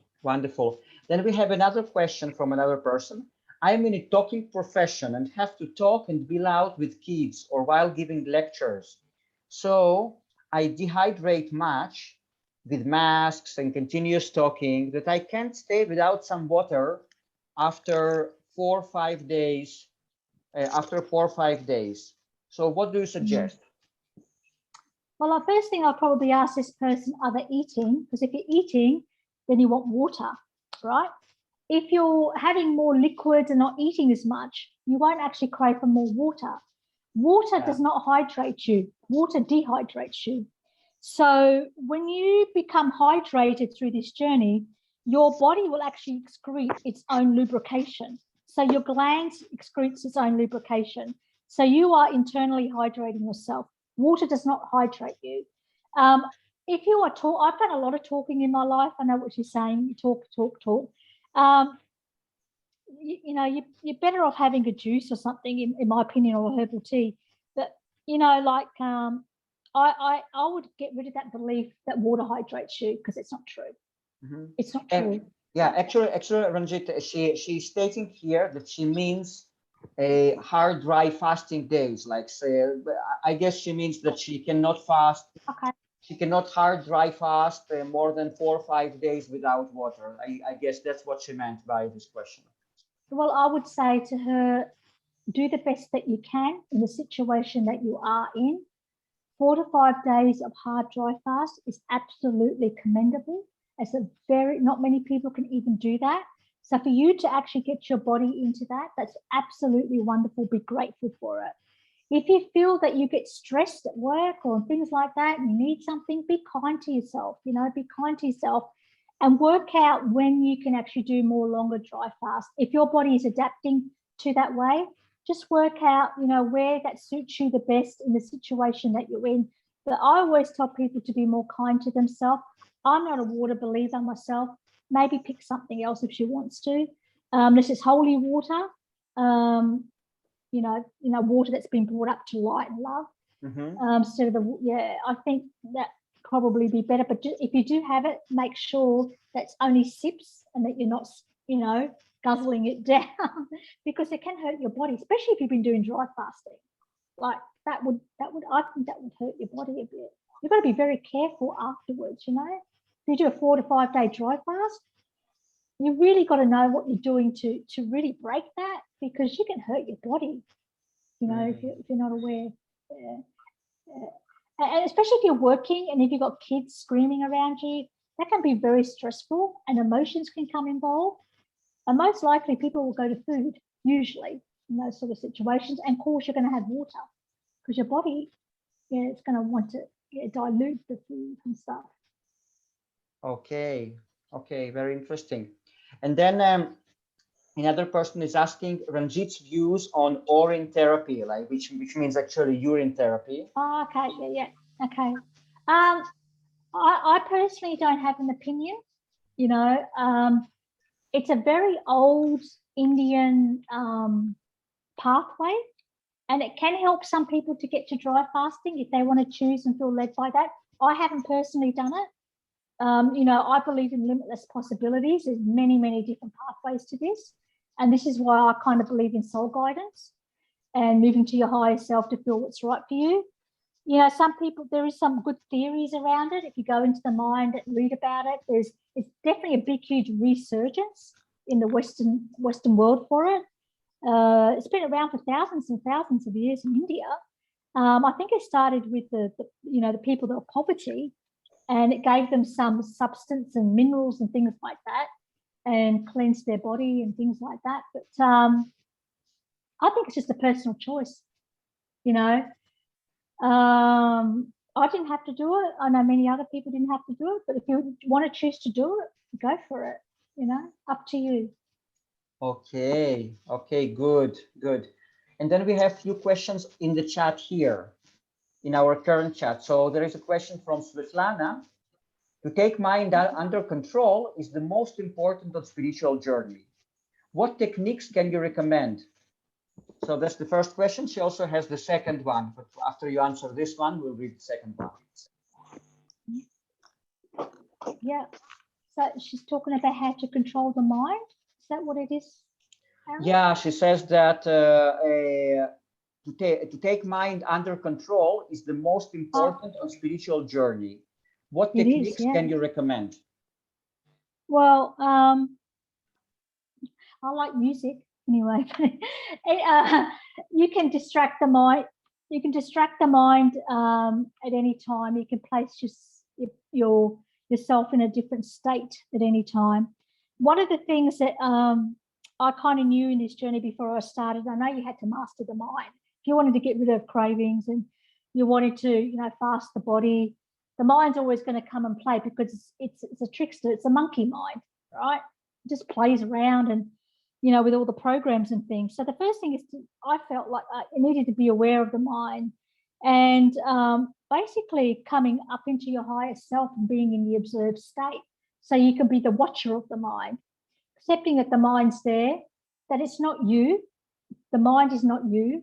It's a whole lot of emotions, attached emotions, and it has meanings and all sorts of things, but it's not you. I found I had to detach from my mind first, separate from it first in a way, but still love on it and accept that it's still there.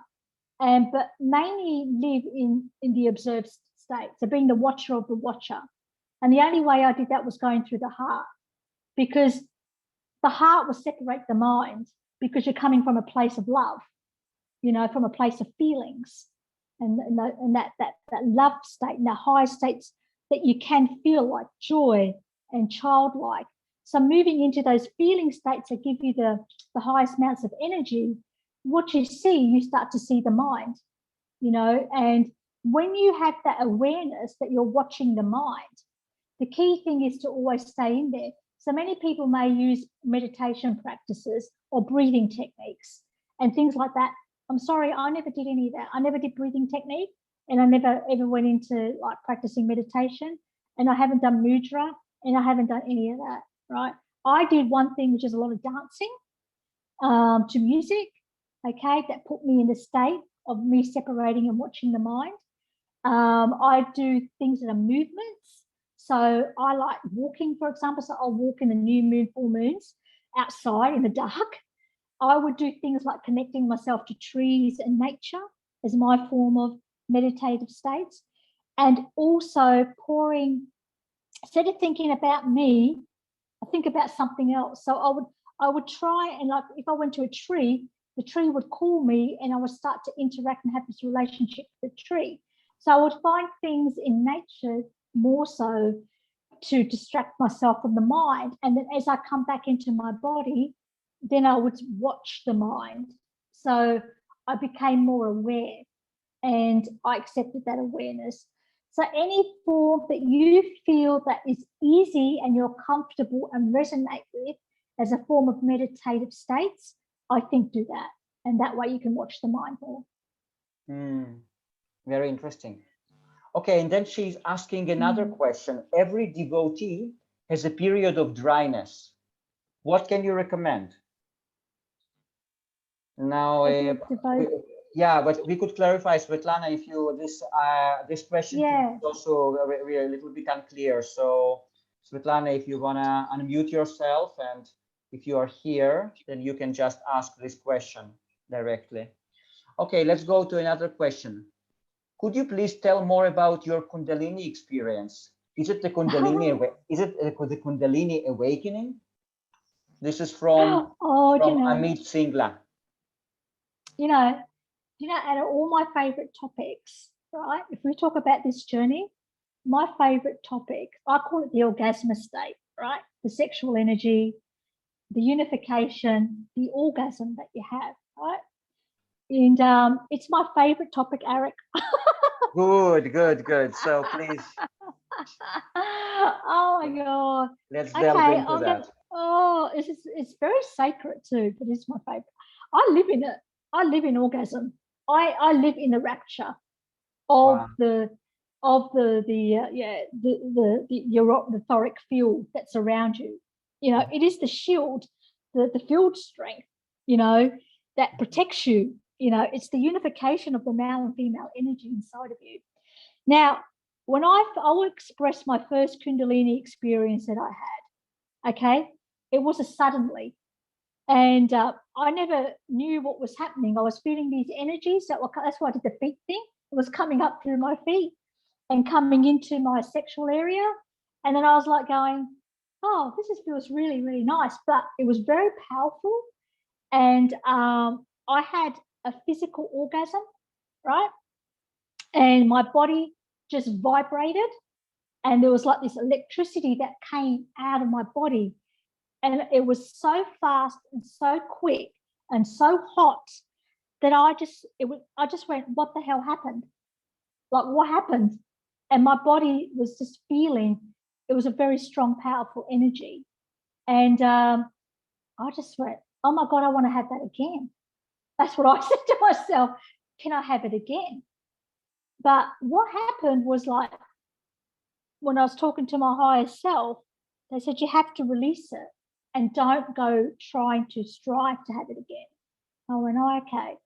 So then I started to have the body orgasms, right? So the body pulsating, and like I'd walk to a shopping center, and then all of a sudden I'd have a physical orgasm with a body orgasm, and you just like go, oh, well, that's really interesting. And I started to have a lot of fluid flowing through me. The glands were very lubricated. My skin, your skin softened. You regenerate from that energy. It's a very healing energy. And then I started to, it started to teach me how to dance in it. So I was having body orgasms, and I was starting to dance in this energy. And this is when my goddess energy was really, really opening up. Wow. And I didn't even know what was even going on. So I was starting to melt into it. And I was going, is this meant to be normal? Like, having this? And then I did actually try and look for books about females having these types of orgasms, and I couldn't find them. And I went into a little bit of tantra stuff, but then it was too confusing for me, so I didn't even bother with that. So I just teach me. Like, I just asked my soul to teach me. And I just started to go with it. And I just started to live in it. And there's probably not very many days that I don't go past by having body orgasms. And it's a very, very, very high euphoric state to be in. And I've learnt with the one inside of me, with my soul, is to learn how to manage that energy. Because when you first start having them, it's very, very powerful. And I remember, because I know you're going to have Elatom on here soon, and Elatom's in our soul group, and we love Elatom. There was one time Elatom was in an interview. It was the first time I met him. And I said to Elatom, I said, I don't know what to do.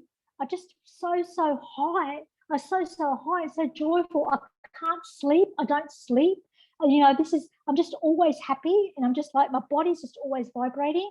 And he goes, oh, what you can do, you can learn to tune and turn the energy up and down, up and down. And as soon as he said it, I started to do it. I started to manage that energy more, because I find that I kind of live in it, and I want to live in it. I love it. It's like, wow, it's amazing. And it really connects me into the divine. If I'm not in that, I will do anything and everything to get back in it. It's like, if it's not there, it's like I feel like I'm not fully connected and I'm not unified. And like 1 hour not being with the divine feels like eternity to me. So I always go back into it, and I want to be in it, be with it, and be home. And so So unification, people go, oh, let's unify the world, da, da, da, da. Unification can't happen unless you unify yourself first. So you've got to dissolve the conflict, unify, have the male and female energy to come through. And I could talk about it. That could be a whole different 3-hour, 5-hour conversation.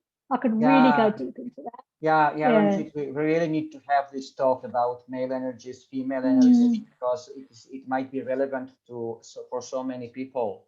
Yeah. Ranjeet, now I wanted to ask you, what would you recommend to the people who lead like regular household lifestyle, who have families, who have jobs, who get upset sometimes, maybe by their family members? So, and then, as you said very wisely, the first urge is to get back to food, but because not everyone is able to abandon their families, or to get rid of the people around, or something like that. So what to do?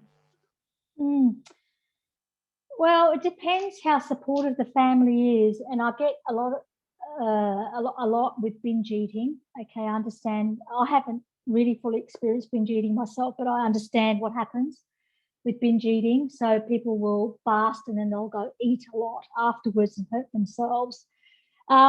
Families I deal with a family, a big, huge one, and it's challenging for sure. You just got to somehow believe in yourself and try and find support in some way. Don't try and explain what you're doing because it just doesn't work. They do get upset, like you don't sort of engage with them.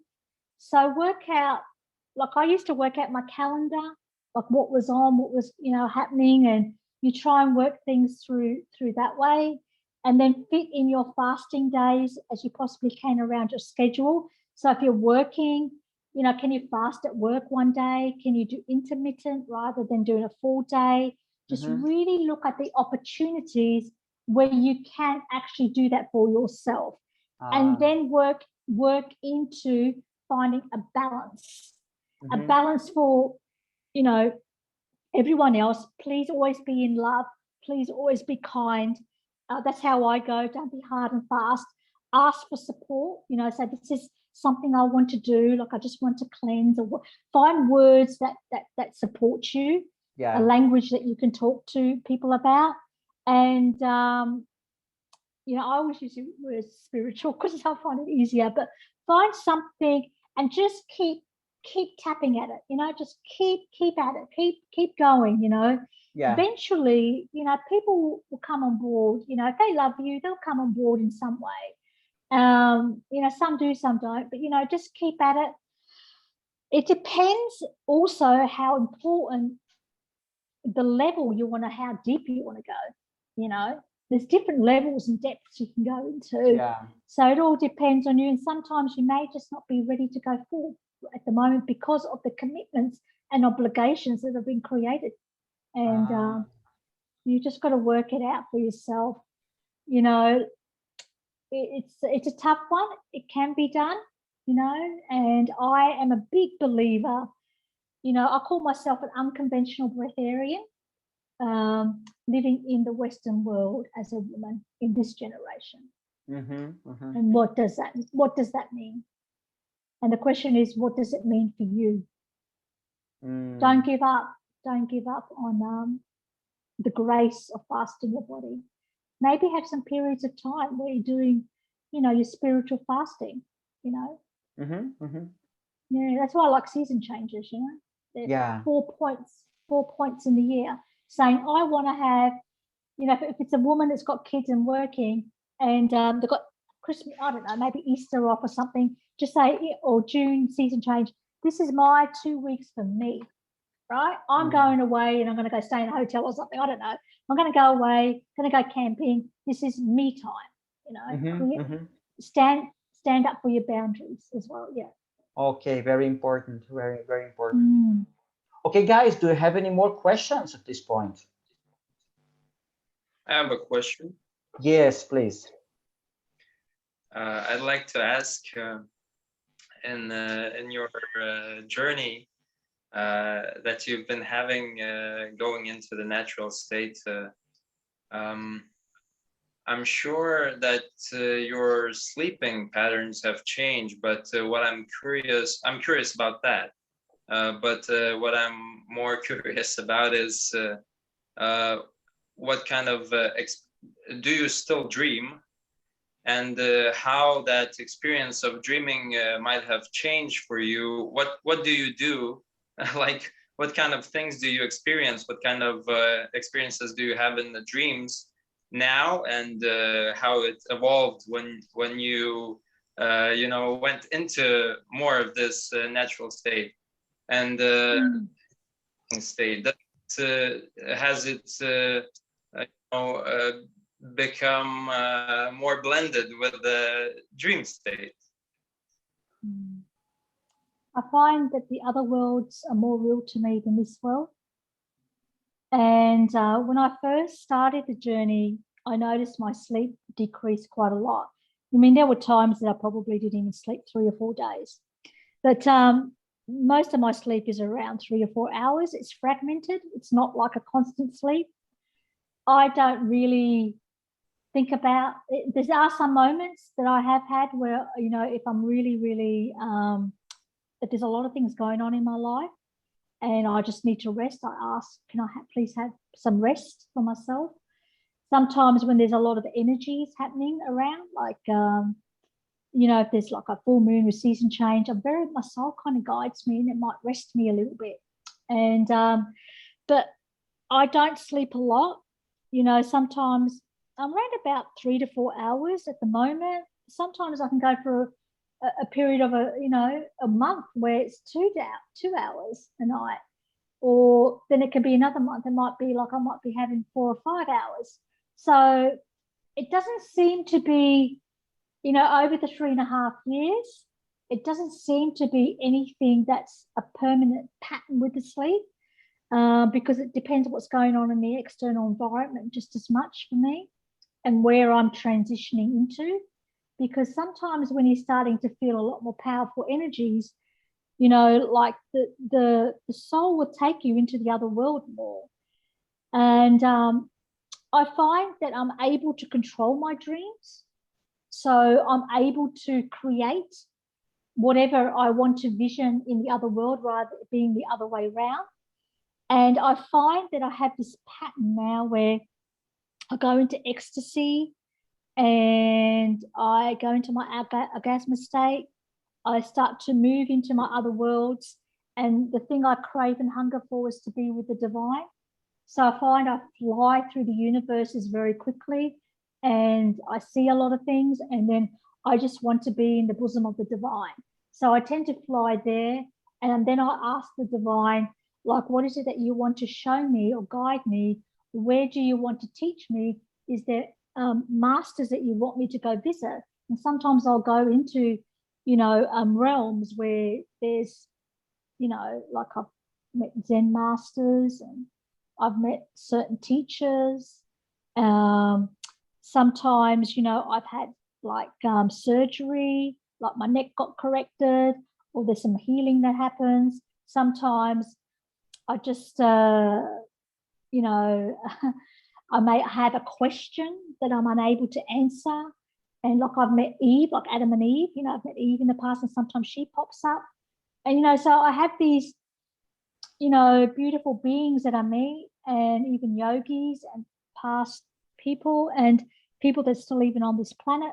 Or I go into worlds, and I because I'm more integrated, I feel that I seem to control those dreams, all those visions that I go into.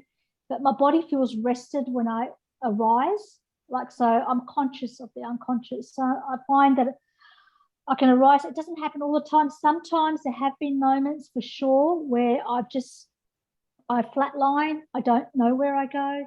I remember right at the beginning of this journey, I used to fall into meditative states, and it used to be very, like I'd go for 8 or 6 hours and I wouldn't know where I went. And then I'd come back and then like, I don't know, but that would actually be revealed to me at a later time, like where I went. But for that moment, I wasn't able to see it. And I think that has to do with the mind, because we're always kind of going deeper and evolving deeper. And nothing is ever the same. It's always quite new. But when I start to meditate, I'm always seeking to be in the bosom of the divine. Like I'm always like, okay, let's get together and see what happens. And that's how I kind of do it. But yeah, sometimes I may go days without sleep, and I just might have 20 minutes rest and wake up and it feels like I've had a big sleep. It all depends to do with how often I dry and when I'm in my dry states. Like I've been up all day today and it's 4:30 in the morning. I don't think I'm going to sleep. Amazing. And yeah, I'm in my meditative state a little bit as well. Yeah. Good. Probably. So it's probably good to ask me questions. Absolutely. Right now. Absolutely. Guys, so please ask more questions if you have. Hi, Ranjeet. It's Deb here. Can you hear me? Yes, I can. Hi. Wow. It's just been, I don't really have a question, but I'm just reiterating what you've just described, and it's different, deeper levels of the mind we go into, even when we can't remember them. The same thing has happened to me too when I sleep. My body's asleep, but there's a part of my consciousness that is just in suspended animation, and it's just completely aware.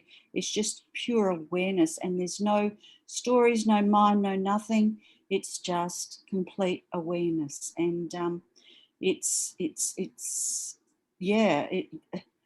like my body needs to, my physical body needs to rest, but I'm very, very aware while I lay down on the bed or, you know, wherever I'm laying to rest my body. It just becomes like a pure awareness, and it's like a suspended awareness. So I just wanted to share that because I've been listening throughout, you know, the whole session, and yeah, it's just wonderful, wonderful sharing. That was just my experience anyway.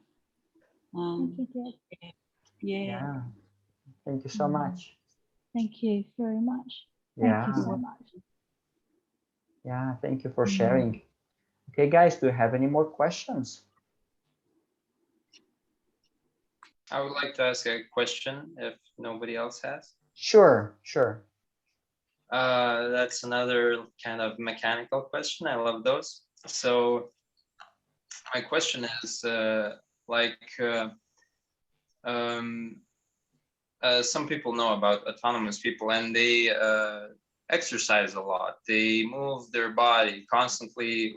They pretty much either serve other people or move their body, you know. And I'm just curious, could you somehow describe the quantities of low intensity exercise that you're doing usually, walk or light running, and the exercise, if you do that at all? Yeah, so this period between just like this season change, I find September I rest a lot. So I've rested through this season change, but in most cases, as you know, people might be aware that I would walk 5 or 6 hours in a day because you want to be connected to nature. And I usually would walk at nighttime because I prefer to be under the stars, moons, and planets. I still walk at night as well, and I still do, you know, walking. Last year, I did a 10K run in a dry fasted state. That was an incredible experience. You know, not just on the day of the actual run, but it was over a week I dry fasted for, and I ran a 10-kilometer run. And I actually trained up to that while I was doing dry fasting as well. For a period of time, I was doing some running, and I think there's some videos of me doing that, which I've showed as well. I don't ever stick to one thing. I don't go, oh yeah, I've got to go to the gym. Oh, I've got to do that. I don't do the gym. I would do stretching, and I don't do yoga. I do stretching. So then I would do push-ups. I like to keep the body strong. Sometimes I just let the soul do it. Many times the soul will pick up my legs and start just cycling itself without me doing it. So I've done that. I go through, I suppose, periods where I do some intense exercise, then I go periods where I do some light exercise. Like I will say, if we are in lockdown, then I will go up to the ocean and we'll do some ocean swimming over summer. So I'll make use of the nature and do some ocean swimming or walking along the beach. I just go with my flow with the exercise. I don't have a really strong heart rule about it, but I do a lot of walking. Walking seems to be just something beautiful for so many reasons. Like you meet people, you talk to the trees, you might climb a tree, you might go talk to a butterfly, you go talk to the rocks, you go put your feet on the rocks, and you start having an intimate relationship with everything. So that's the way I kind of build in the movement. But because there's a lot of energy, you want to release a lot of that energy out. And service is one way. So serving and loving and releasing that energy out because you can't contain it. So somehow you have to flow it out. Some people might write, some people might paint. They may do some creativity to release that energy out. I love talking, I love sharing, and I love walking the most. Wonderful. Wonderful. Can I just follow up briefly? First of all, thank you very much for this sharing. But I wanted to ask, do you get physically tired, and do you feel like you need to rest after you know, a little bit more? Yeah. It's really funny. You know, when you have liquids, it's like if someone's having food. So you get the same sort of feeling, you know, sometimes with liquids. But if I'm dry fasted and I do an exercise, I get more energized. You know, it energizes you. So that's why I'm up at 3 or 4 o'clock in the morning, because I'm like, I'm buzzed. So it's yeah, but you know what? Sometimes I can get tired. You know, like I can get tired if there's a lot of emotional stuff going on with my family and things like that. I might ask myself to be rested. You know, it all depends. But when you dry fasted and you've got energy, it regenerates energy more and more for sure. Yeah, get stronger. Feel very strong physically. I can relate to that, Ranjeet. Listening here because yeah, it's just an inexhaustible energy, and it's different. Like when you absorb energies from the outside environment, you feel this funny sort of energy running through you, but then and then, you know, that passes and everything's very transitory, you know. It's the only way I can describe myself. It's very transitory, you know. It doesn't it's not in that density anymore. It's very different. No. Yeah, very much so. I'm favourite dancing anyway. Like I'm always spinning around. I moved a fridge that's massive, just here from upstairs to downstairs, like 2 sets of flights, and freaking, I don't know how I did it. I just go, how did I do that? You know, I'm a 51-year-old woman. Yes, it's the mental force. You know, it's just that mental force. It just it bypasses natural laws. You know, you're in another quantum field. You're in another field. Yeah. Yeah. So right. Yeah, you're in a whole different place. You're not in your physical form. Yeah, exactly. Yeah. Yeah. It takes a little while exploring all of that. You know, it's like you're a little kid, you know. Oh, wow, okay. There's all these different sensory experiences, you know. Yeah. I think Elaine, I don't know if Elaine, I think Elaine had a question. I'm not sure, but I saw her. Yeah. Hi, Elaine. Hey. Hi, everybody. Oh, Ranjeet, this is amazing. Can you hear me? Yeah, we can hear you very well. Okay. So I had a question. So you mentioned you need to have a strong mind and then also be able to put the mind aside. Are those two connected? Like if you have a strong mind, does that mean you're able to put it aside? It's a very good question.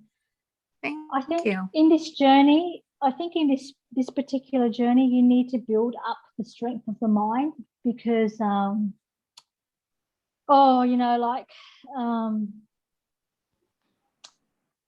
it helps to have resilience and strength, you know, within yourself when you first start this journey, because it's tough, right? But what you're doing with the mind is that I kind of find myself, I'm deleting the stuff that is not serving me anymore and enhancing the things that are serving me, which seems to be more truth to me and helps me to serve.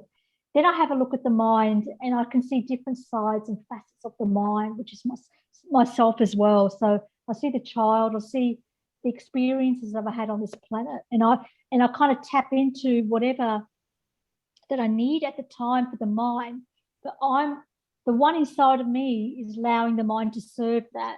So the mind, even in this journey, you're growing the mind to a strength, because you come into such a greater responsibility with this journey. So the mind has to be strong. It has to be a very good servant. That's why I call it the 12 disciples, because it has to, each part of it has to serve fully in its way, and it has to be strong. And the one in me is always the same with the mind. We're continually training ourselves. So we're continually always evolving, while the body here is also evolving and the consciousness is coming through it. It's like you're working in a partnership together. I don't know if I answered it. Yeah, that sounds great. Yes. Thank you so much. Oh, pleasure. So good to see you. Yeah. Love you. Okay, guys, do you have any more questions Or comments? or comments? Yeah. Yeah. Svetlana, you had another question that we didn't grasp. We didn't get it about the devotee. So you're welcome to unmute yourself and ask if you want. Yeah. Ranjeet, and I wanted to ask you, if a person wants to live this pranic lifestyle and they have mastered this art of fasting once a week for 24 hours, let's say, that's their level for now. So what would be the next logical step for this person towards pranic lifestyle? Do you know, one thing is to, I was talking about borrowing belief. It doesn't matter, even if a person's eating, they're already tapped into the energies already. You're already tapped into that world. The thing is to expand on that and be aware of it. And, people use meditation, or they use certain spiritual rituals, or whatever they do. I think, me personally, if someone come to me, because I'm just always off center, I'm not your normal, I'm unconventional. I would say to people, okay, what is it that gives you the most joy to really live a pranic lifestyle? What is it that gives you the most joy? I bet you everybody loves dancing, right? So I think, yeah, go do that, right? Or go put on your favorite piece of music. But when you're feeling that state of joy, go surrender into it more. So expand that feeling state of joy. Wow. And start tapping into that energy. And since when you have that experience, and your mind has that experience as well, so when you have that experience of that energy, remember it and treasure it. Like I can remember when I was a kid, you felt something for the first time, you ran under a waterfall and you go, I don't ever want to forget this. I don't ever want to forget this. What a great experience I've just had. Be childlike in it. Like really, really get into it.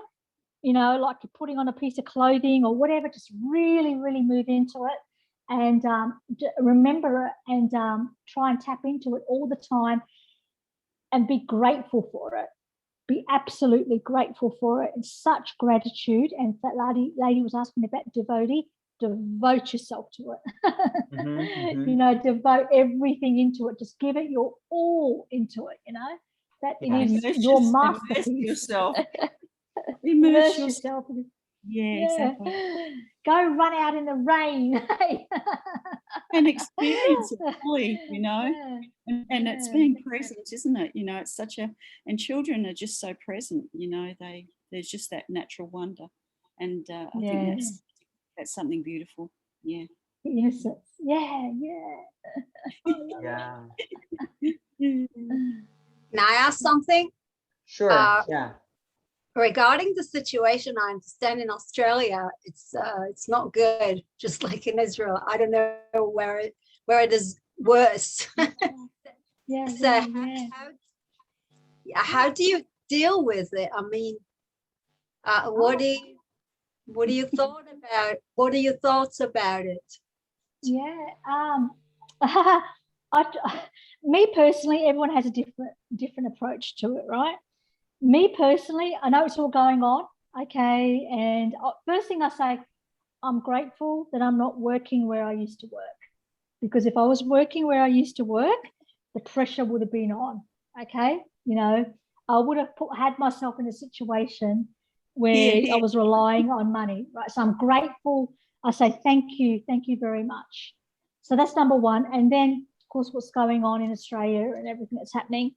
I always bless and pray, and I fast my body, of course, to bring it into more light. If people, family ask me, you know, questions and stuff like that, I don't really answer them because I don't want to give it any energy. So I don't want to, you know, even have conversations about it. I have so many people send me things like, I go, oh my God, okay. You know, so I sometimes entertain it. Like I go, okay, I'm just going to go into this just a little bit, just to entertain whatever's going on here. And sometimes it pulls me in for sure, right? Because you can't fully ignore it. And people ask you questions all the time. So I've already prepared myself. My soul has, like, I'm living on my own now. This is the 6th place I'm living in 18 months, right? From the time I come homeless, my family, this and that, and finally on my own, getting my stuff together and everything like that. Because I asked for it. I said, I want to be on my own. And even how this place came about, like I was living, like an apartment. I was actually living upstairs, and I want to go downstairs because so I can walk out the back door rather than go through the main communal area. And so I'm like going, oh my God, like this has just happened for me. So we're probably going to go into a lockdown here. So for me I don't mind being on my own. And, you know, I've got lots of internet friends and stuff like that, so I can still socialize.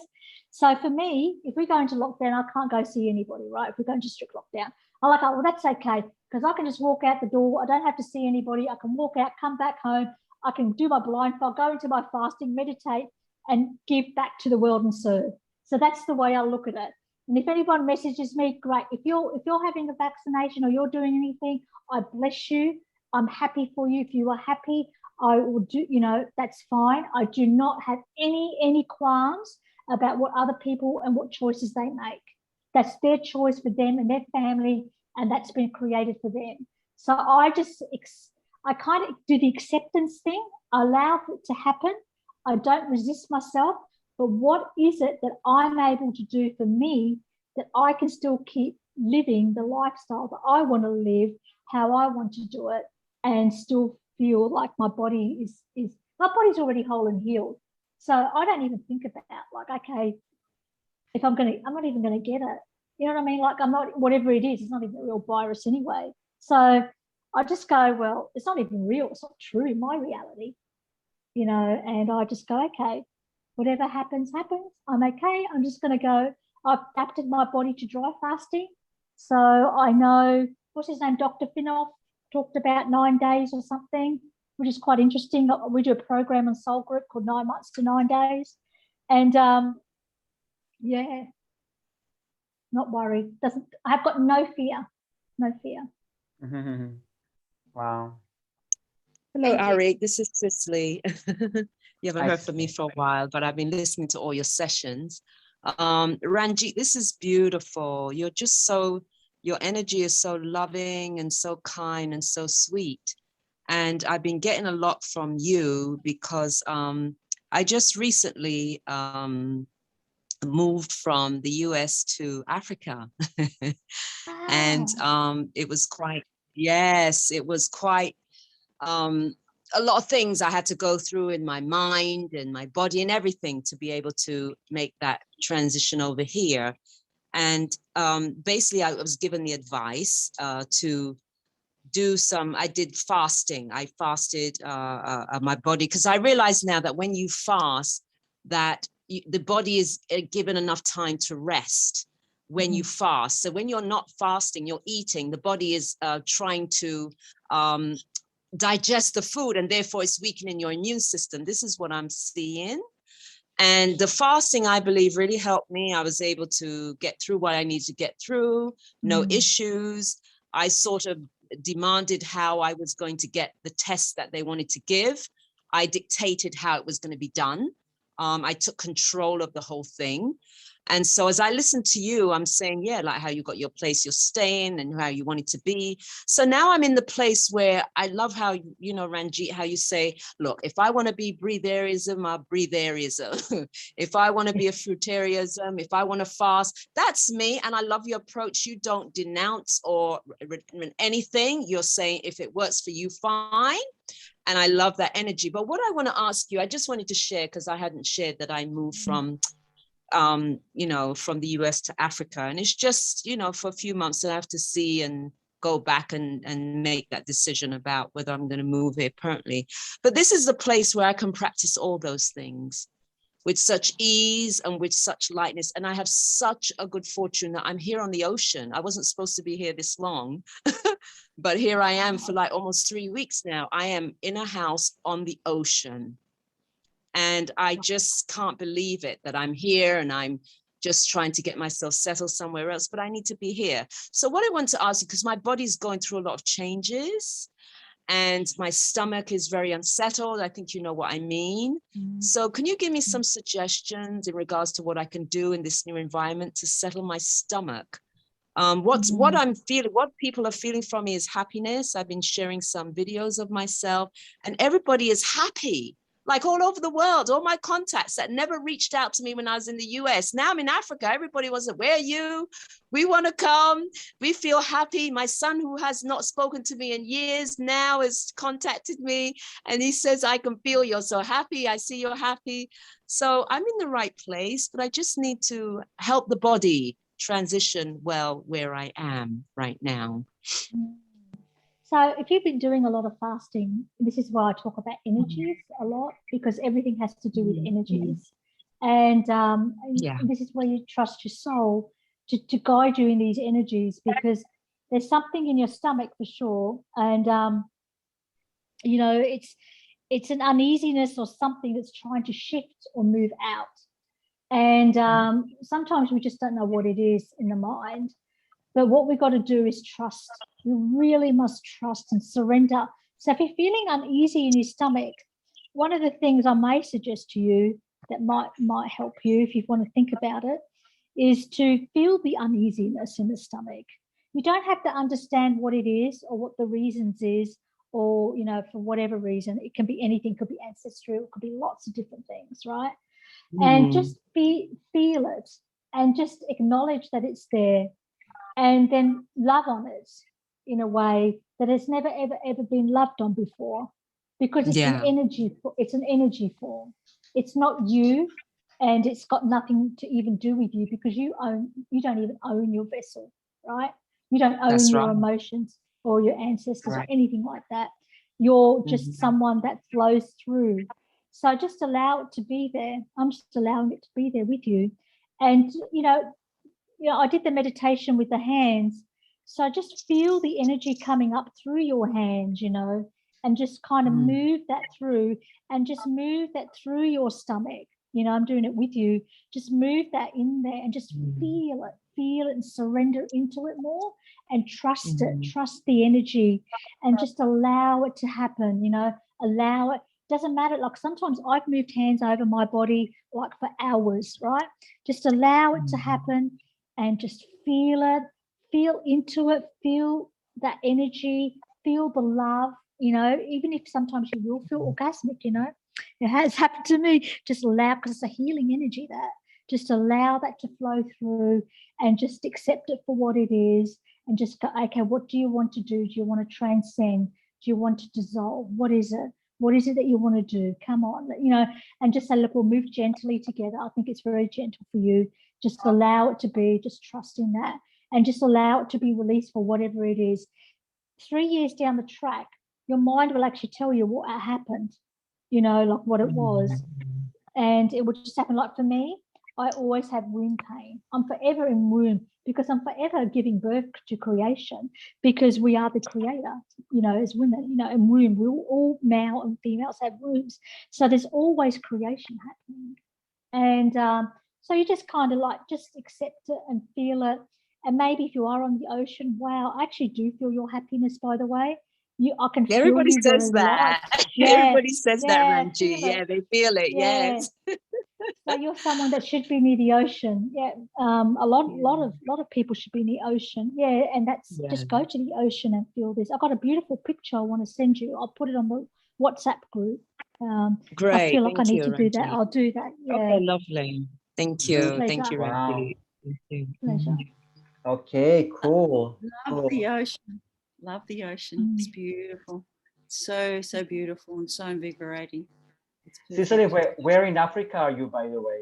In which country? I'm in Ghana. Ah, wow. Amazing. Yeah. Amazing. Yes. Thank you. Do people speak French there? What language do they? No, actually, They they speak speak English many there. different, actually. Yeah. English. They speak different dialects, you know, but they speak Okay. English. So it's yeah. So it's able to be able to communicate quite well and stuff like that. Yeah. Mhm. Wonderful. Wonderful. Okay, You Ranjit. can So, say, yeah. I say- you can say hello to Frederick now if you're in Africa. That's just Yeah. Yeah. Yeah. Right. It's in Africa, right? Yeah. Yeah. Yeah. Yeah. Okay, Ranjit. So now you've got few compliments, few really beautiful words here from people. Roka says, "Oh, this woman is on fire." Wise words. I love the approach. A little bit of mine, just enough. Simplicity, useful stuff for most probably. Useful stuff for most probably. That's what he says. Yeah. And Thank then you. Jason says, Ranjit is one of the most real people out there and super grounded, no bullshit. Yeah, Jason, I love you. Yeah, Thank you. yeah. Happy birthday to you. Mm. Oh, I'm Yeah, going to sing for him if he's still there. good. Yeah.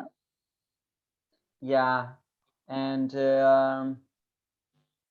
yeah, I and love you, then, Jula. Jula's there. Hi, Jula. I love you. Thank you for being here.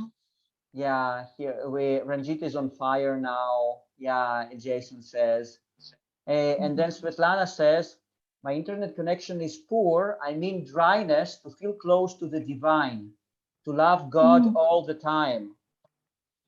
Yeah, so that's what she meant. Yeah, she wants devote. If it's devotee or devote yourself to the divine, surrender into it. Just go into it full ball. Don't let anyone stop you. If you're feeling that energy and the soul is pulling you there, go to the other side, draw the line in the sand and step over it. There is no time to waste anymore for her and some other people here and the people who are going to watch this. Just go ahead and sink yourself into it and just be with that space inside of you. It is your truth. You know it is your home. Just go there, go there, go there. Don't let anything else stop you ever. Do not turn back. Go full steam ahead. This is your chance in the opportunity right now to do this. Do not do it. If I can say that to you, if no one else is going to say that to you, I'm saying that to you. Go ahead and be you. Go ahead and step into the heart of the divine. Divine is absolutely beautiful. It loves you. It will catch you. Just keep on falling, let it all go, let it all go. Just take a breath and just let it all go. Be with that, be that one with inside of you. The whole rest of it is fucking bullshit. Good. Amen. Amen. Amazing. And then Elaine says, what an amazing chat. Thank you so much. I have to go, but wanted to ask if a sign of mind strength is the ability to put it aside. You know, I can keep it simple. I'll say this actually. If you want to keep it simple as possible, stuff the mind, just go into the heart. The mind will catch up anyway eventually. The mind will just come on board because it has to operate in this world. So there's a sense of ego here. So the mind will just come on board. You know, if the mind's giving you so much problem and this and that, whatever, just allow the mind to go. You know, when I started this journey, I dissolved it all. I didn't even think about my nutrition stuff that I knew, didn't think about the mechanics of fasting, didn't think about anything to read. I just went, go away. I'm going into the heart of the divine. The mind will catch up eventually. It's got no Cool. choice if it wants to. The ego's going to want to live. The ego's going to want to live here, and it'll do everything to keep you here. So just tell it to bugger off for a while if it's really giving you a problem, and just go paralyze yourself and go into the divine if you want. Wonderful. So Wonderful. And feel then, the energies. yeah, then she adds, incredible experience to be here. Thank you, Ranjeet. That's what Yeah, she says. thank Yeah, you. Yeah. yeah, yeah. Okay, guys. So And I we are pro. Sorry, Ranjeet. Do you wanted to say something? Oh, I love Elaine. There's many people that that are here today that I'm grateful for, that we've helped each other and activate each other through the journey over 3 years. Yeah. I never knew I was going to be here, Arik. I never knew I was going to be here in this way. And it's such an honor and a privilege and a light to serve, and for people to even believe in me, because I couldn't even believe in myself. I just went and did it because all I wanted to do was feel that intimacy in love with love. In love with love is in love with Christ, consciousness and purity consciousness. The more pure we come in our thoughts and our hearts, the more that we are able to serve this planet at a greater level. It's very pure. And I love to sing before we end, if I can. That's about it. Yeah, sure, sure. Yeah, okay, guys. So we are approaching 2 hours and a half now. I think we're going to wrap it up soon. Yeah, Ranjit, so could you please tell us about your Facebook group and the way you are working with people? Yeah. So we have a group on Facebook which is called Deep Dive into the Soul. And what we look at is dissolving ourselves, dissolving the mind, and also going into the place of nothingness. So emptying the body, which is a form of fasting. We don't teach any fasting system there, but we do come together in the expansion of the heart through new moons, full moons, and season changes. And we practice daily and weekly to take our bodies into a state of fasting. Well, I'll call it empty, and I call it the natural state rather than fasting, because fasting is a very mechanical process. Natural state is something completely different, which is like living on nourishment and love. And we all just love on each other unconditionally. And this is a form of feeding and nourishing ourselves while we're on the journey. And I have the structure of 9 months to 9 days at the moment, which we kind of come together. And the goal with that 9 months to 9 days is for a person to take its time and to get to a 9-day dry fast, or to carve out 9 days every season change. And it could be liquids, wets and dries, or a combination or whatever. And we promote that as a way as a structure to stay together. Yeah. Wow, that is amazing. And is it open for everyone, or a person needs to? Yeah, so so everyone can join. If you are serious and you want to feel that passion of love inside of you and be intimate, and you're okay if I come around and keep telling I love you, and other people love you, they just pour love on you, then it's for that person, and someone that's probably maybe an evolved faster or understands the mechanics of fasting, because lots of people in that group get fasting. They get the understanding of fasting, but anybody can join. It's zero cost. It's done on divine love. Wonderful, wonderful. Okay, guys, so before we wrap it up, do you have any more questions for Ranjit? Ranjit, would you like to add anything to this about this subject, or? Yeah, I would. In the group, there's a lot of videos in there, because people will have they're digesting now. And things will come up. Yeah. And things will come up emotionally for them. And always take your own pace. Okay, be you. Not everybody's ready for the big journey, right? Just keep tapping at it. And in the group, there's a lot of videos that you can actually watch some of my unfolding in the journey. It's very organic. So it's very, as Jason says, it's absolutely true. Through my journey, it's been very honest and open, and I'm probably a rare person that's actually done that without me even knowing. So it's very soul guided.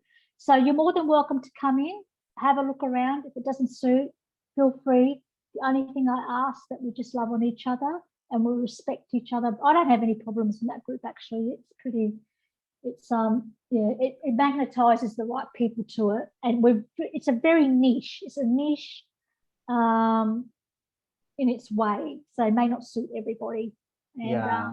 we're a bit crazy. So it's, yeah, that's Okay. about, yeah. Amazing, amazing. Ranjit, do you work with your own voice, like in terms of singing or producing different sounds, different vibrations with the voice? Do you do these kind of practices? Yeah, look, when the pure consciousness comes in, I sing a lot. Like I walk around singing all the time, and sometimes I speak out into the atmosphere in singing, depending on what needs to be said. But I just allow the energy inside of me to teach me how to sing, because I couldn't sing before or I didn't know how to sing.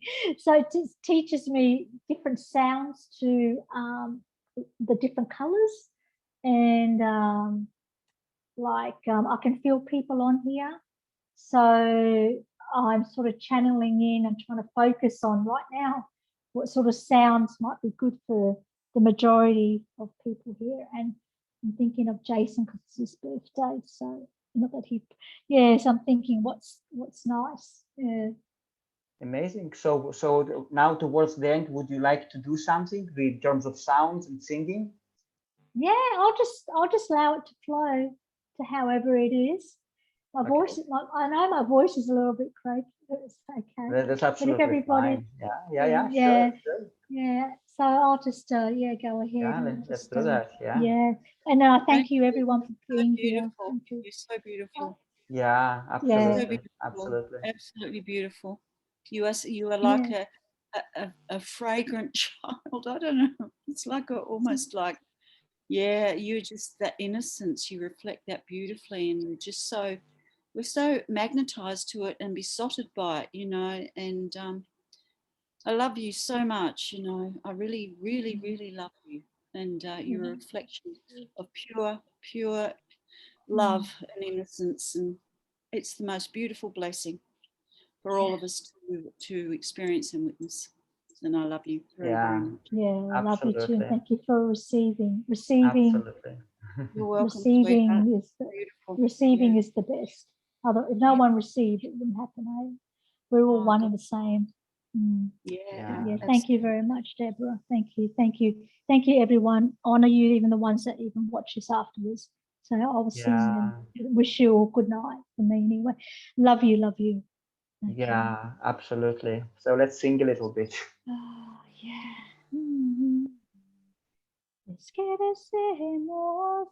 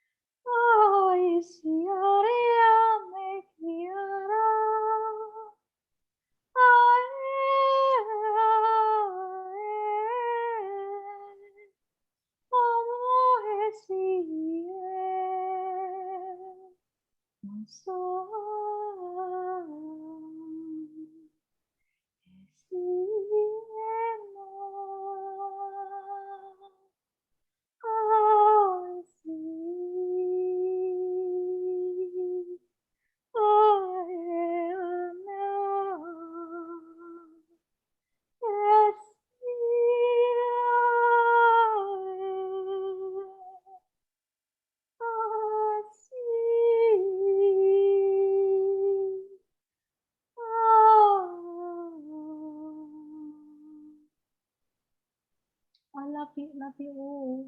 And I feel the heart of that Ghana lady. I've forgotten her name. But yeah, thank you very much.